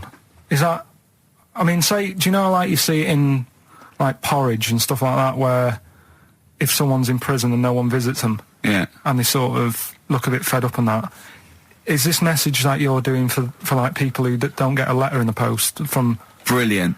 So they put this on the shelf until someone doesn't get one. All right, Hargreaves? Yes, sir, I didn't get a message today, sir. Yeah, I've got a message, Hargreaves. I've what, sir? Hargreaves, you have got a message. Really, sir? From Ricky Gervais. Really, sir? And I give it... Don't talk, please. There are scientists listening. Try to keep the talking shit down to a minimum today. What's annoying me is, right, they're saying this stuck over there for months, but it seems to me like they're wasting a lot of time. Right? Why? Well, you're saying they probably watch DVDs. They're saying they've got internet access. Yeah. Yeah? Well, I'm wrong. Listening to messages, yeah, get the job done and go home. Well, that's so. Well, then we don't have to tell them anything then, because they listen to the internet. If they got the internet, then yeah, it's a waste of time. Good point. Play a record. Well, hang on. Before that, here's a good point. You've had a long time to research what's been going on in the world. We just had an email here from Nicholas who says, "Why haven't you told them about the recent pig Olympics that just went on in China?" You've missed that one, Carl. Once again. Who won? XFM. Anthony and the Johnsons. Isn't that beautiful? Interesting. Hope there's someone on XFM 104.9. I'm Ricky Gervais, with me Steve Merchant and Karl Pilkington. Well, Karl, more revelation. We were talking about it last week, but Karl brought it up again just now. Didn't want to go to the doctors, didn't want to have a full sort of body checkup that may save his life, because he saw on the website they do a test where they have to insert a finger in his arse. Oh, don't tell me about it. Why? Don't put it on the website. Just put, we look at your heart. Yeah. We check your blood pressure out. Yeah. And then they could just do it quickly. Could just sort of say, right. How do they do it quickly? No, but what I'm saying is, it's worse, isn't it? Going in there, knowing that, I mean, they've got it on the website. So you're on the journey on the bus thinking, in about 20 minutes, I'm going to have a finger up my arm. But they're doctors. Yeah, but just they're not doing it for a laugh. They're not filming it with a two-way screen. They're not putting on boxing gloves so it hurts more. They're up. Oh, it's prostate's all right. Out again. Out again. I'm just saying, in the day, the sort of... Do you think they're in the pub going, here he comes? It's Pilkington. I had my finger up his arse today. Do they allow ladies to do that? Do they allow female doctors to do it? Of course they do. They're doctors. No, that's worse. Though. You're sounding like him. No, I'm just interested in, because, you know, do they allow female doctors to do the finger up the arse thing? Well, of course they do. They're doctors. Forget the female and male. They are doctors. Right, do you know any female doctors to do that? But what I mean is, isn't it a bit like if you're being searched at an airport, you know, and you're a woman, they send in a woman person to search you. They don't send in a bloke to do it. Is that the same thing? Yeah, they probably trust someone who's gone through 6 years medical college not to be taking the piss as opposed to a fat security guard who couldn't get anything else. Do you know what I mean? What are you talking about? There's doctors all the time coming out in the papers, they gave them this so they could look at their boobs or whatever, or, you know, it's all you're always hearing stuff about dodgy doctors. But what I'm saying is, the reason why they do that at security, because there's lots of security people, and they can, you know, for your own, you know, for your own modesty, there's a female one to search females and a male one to search males, and that's fine. But there's not like 4 or 5 GPs to choose from, and you go in there and you go, is it your arse and testicles? Do you want a bloke or... you know, But what about you what accept if they've it. got long fingernails? They don't have long fingers. What do you think this female GP looks like? She's sitting behind the desk like Cruella de Vil with cleavage and long red false nails going, "Hello, love, bend over. This may hurt a little bit." There's gloves and Vaseline. I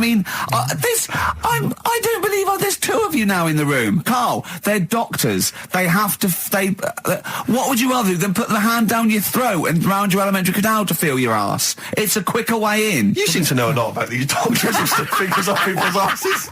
You're a very well-informed gentleman about this sort of thing. Well, say if they did find something. Yeah. Would you then have to get, like, a second opinion, so someone else's finger? Well, no. They test it to see if there's anything suspicious. That it's usually a swollen prostate, which can be anything. So they catch it early, and that's it. They feel up there. But if you want a second opinion, then the same doctor will just stick a thumb up and have a feel around them. Yeah. So it always works in the same way. Yeah. Well, if there's a doctor who can, I don't know, put me at ease. I mean, surely there's another way around it. I don't believe that. I mean, what is this? 60 million people or something in the world, isn't there? 60 billion or something? Well, 6 billion, something? Yes, you got it. Right. You hit it. Well done. That's good work. Right, so yeah, there's 6 billion, did I say? Yeah, what's 6 billion then? Loads, isn't it? Yeah, but... So if you want a doctor to phone up to assure you that the finger at the bum thing's not painful and that it's necessary, and Just that that it's it's not just someone necessary, trying to get really. kicked. Just that it's not an easy way round. All right, what's Do you the know what I phone mean? number here?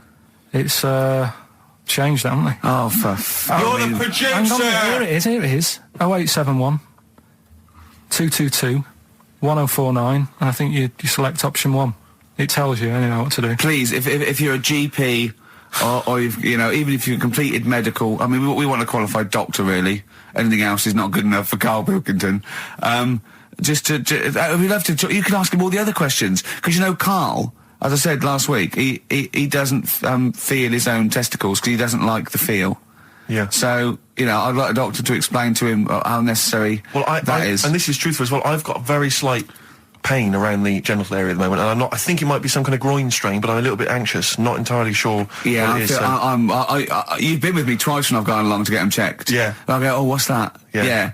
It's terrible. I mean, but, it's usually... I think you're in a pretty low risk, aren't you? I'd hope so. You're coming out of the 20s. I think testicular sort of... I shouldn't be doing this. I'm not qualified. No.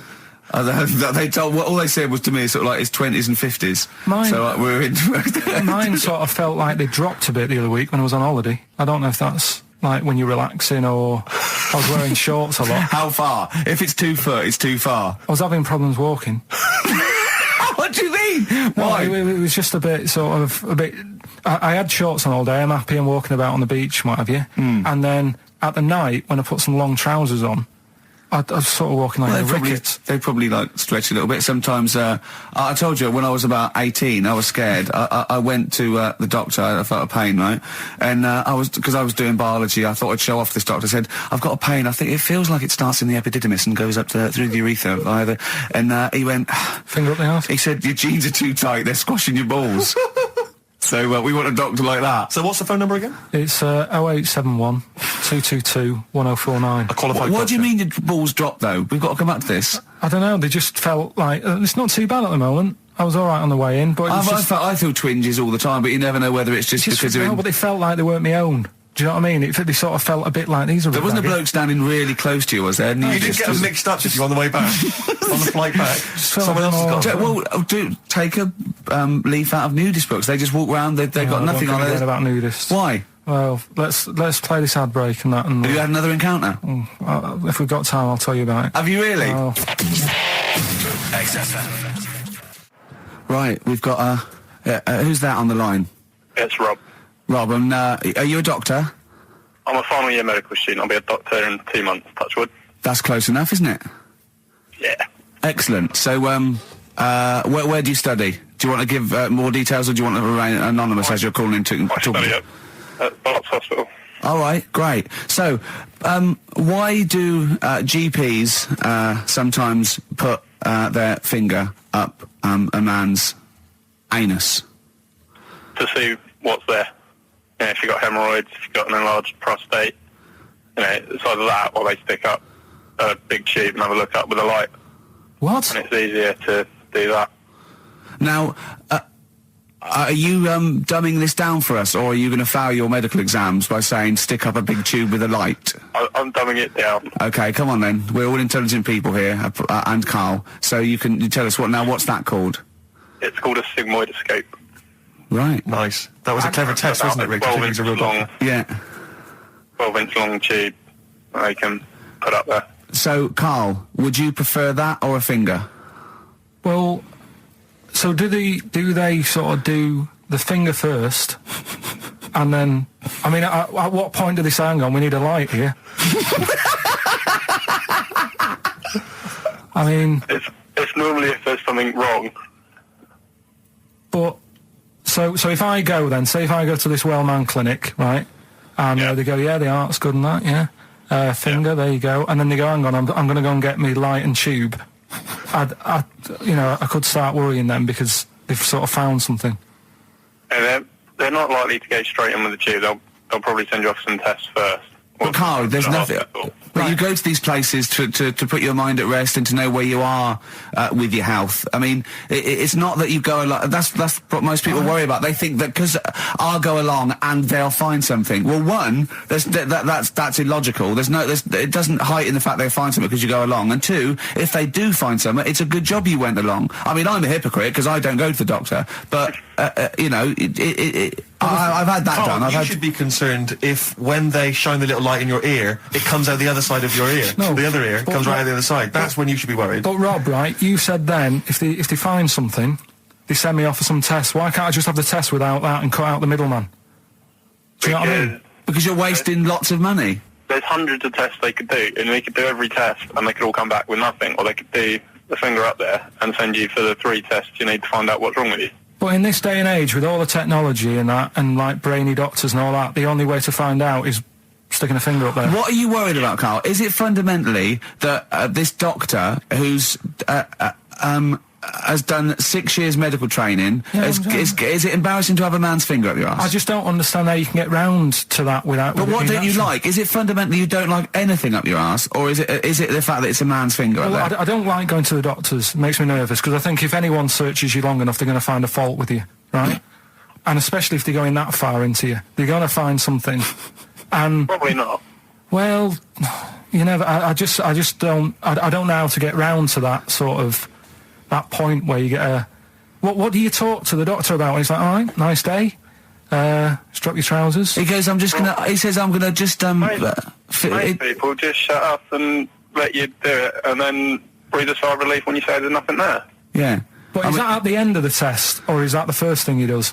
It's the last thing. So that trousers up out the door. Because he knows it ends conversation. He knows it's a bit of a faux pas. The doctor says, "Oh, I better not kick off with the finger up the arse." What I do is I'll start on with the the head, and then we're then go, "Oh, one final thing, Mr. Pilkington." So Rob, he drops his keys and he goes, "Pick them up." And as you bend over, will you be doing this, Rob? Is this what you're like open to do? You do all these. I'll have to do it at some point.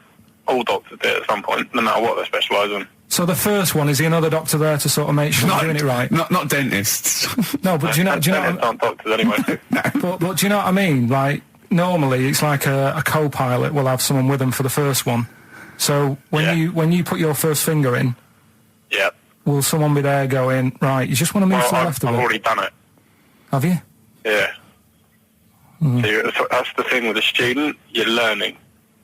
So you get people teaching you. And you learn on... Can I just point out, Rob, I think I'm right in assuming that you have a glove on. Yep. And there's lubrication. Yep. And it doesn't hurt. No. There you go. What are you worried about, Karl? Who's this person who everyone's testing on in your class? It's not one person. It's one person. There's like... When a patient comes in and they've got a problem, your boss, the consultant, he does his finger up, and if he finds something, he goes to the patient, is it alright if the student has a feel as well? Then the student puts on a glove, puts the sleeve on the glove, and sticks his finger up and sees what he comes out with. Rob, I wish you could see Karl's face. I mean, his face when you said, then he says, can this fella have a go as well? He looked horrified. That he thought it was a free-for-all, like there's a queue of people trying on gloves and going, let's have a go. That looks good up there. What have you found? No, I mean, how come you had to sort of... Is it not something you could test on yourself rather than waiting for other people to come in. Because then, you know... It's an awkward position to get to, really, isn't it? Well, but you can have a good rummage then without feeling too awkward, but to sort of have a go on your first patient when you don't really know what you're looking for anyway. Do you know what I mean? Never really thought about it. Because you don't... If you've never done it before, you pop your finger in there, and you've got to sort of look, you've got to have an expression on your face like you know what you're finding. Well, they can't see what you look... They can't see your face. There. You got the big boss consultant man going, now move your finger there, and you'll probably feel this. But he's just done it. He knows what's there. Well, what? Oh, so he's already had a go. He's had a feel, and he's going, right, if you feel to the right, that's the conglomerate or whatever. The conglomerate, yeah. Its conglomerate is in perfect working order. Well, I'm still... Thank you, Rob. I'm sorry you had to go through this. Karl is probably the worst patient you'll ever encounter in your medical career. Good luck with your finals, and thanks very much. And do you know any female doctors who do this? Or? Thank you. XFM 104.9. Thank you. U2, City of Blinding Lights. I'm going to see them next week at Twickenham. We'll enjoy that. Looking forward to it. Yeah. Thanks again for letting me know about your... old Nobbo and Edge and all that. Now listen, you just got an email there saying, can you turn up your microphone, Steve? Apparently my voice is a little bit quiet. Karl has to do one thing, make sure we're heard. That's all he has to do. Well, I can hear it. Sounds fine to me. Well, not to the listeners, and that's who we're trying to please. Well, it's one person, so they can't hear. Yes, but we've only got one listener. So if he's not happy, we're buggered. You'd have to say buggered. Not twice, certainly. Once could have been a mistake. Yeah. Twice, pointing it out is definitely, complaint material. Neil Young from the album Zuma, and that's Pardon My Heart on XFM 104.9. Ricky Gervais, Steve Merchant, Karl Pilkington. We just had a text here that says, and I don't know what truth there is in this, as ever, but John says there is apparently a nude bike ride today in Hyde Park. Now, I can't believe that's the case, because I don't think it's allowed, is it? You can't ride around with your veg, can you? I don't know. Why would you want to? Well, good point. On a bike. On a bike, I like the fact that that's what disgusts him. I want. Do you know what? If we did appeal for a nudist to call in, I'd want a very specific sort. I want a German nudist, a middle-aged man called Helmut. Okay. If there is any, or the closest one to it. So I want a middle-aged man from Germany. If your name is Helmut, you're in. But I'll accept hands. Karl would be good, wouldn't it? All right. Yeah. I think I'm wondering if the age might. Maybe we could broaden it out. Okay, just a German nudist bloke. Right. Can he at least be fat? Can I find a fat German fella? If your name's Helmut, we're going to give you a big prize. Yeah. But any fat German fella who likes to get his sausage out. Sure. Okay. It's sauerkraut. Yeah. What's the phone number? 0871 222 1049. It'd be good just to get an email or a text over the contact, wouldn't it? And then I can just call them up in the week. Sure. And 83936 is the text number. I don't know what our audience demographic pans out like.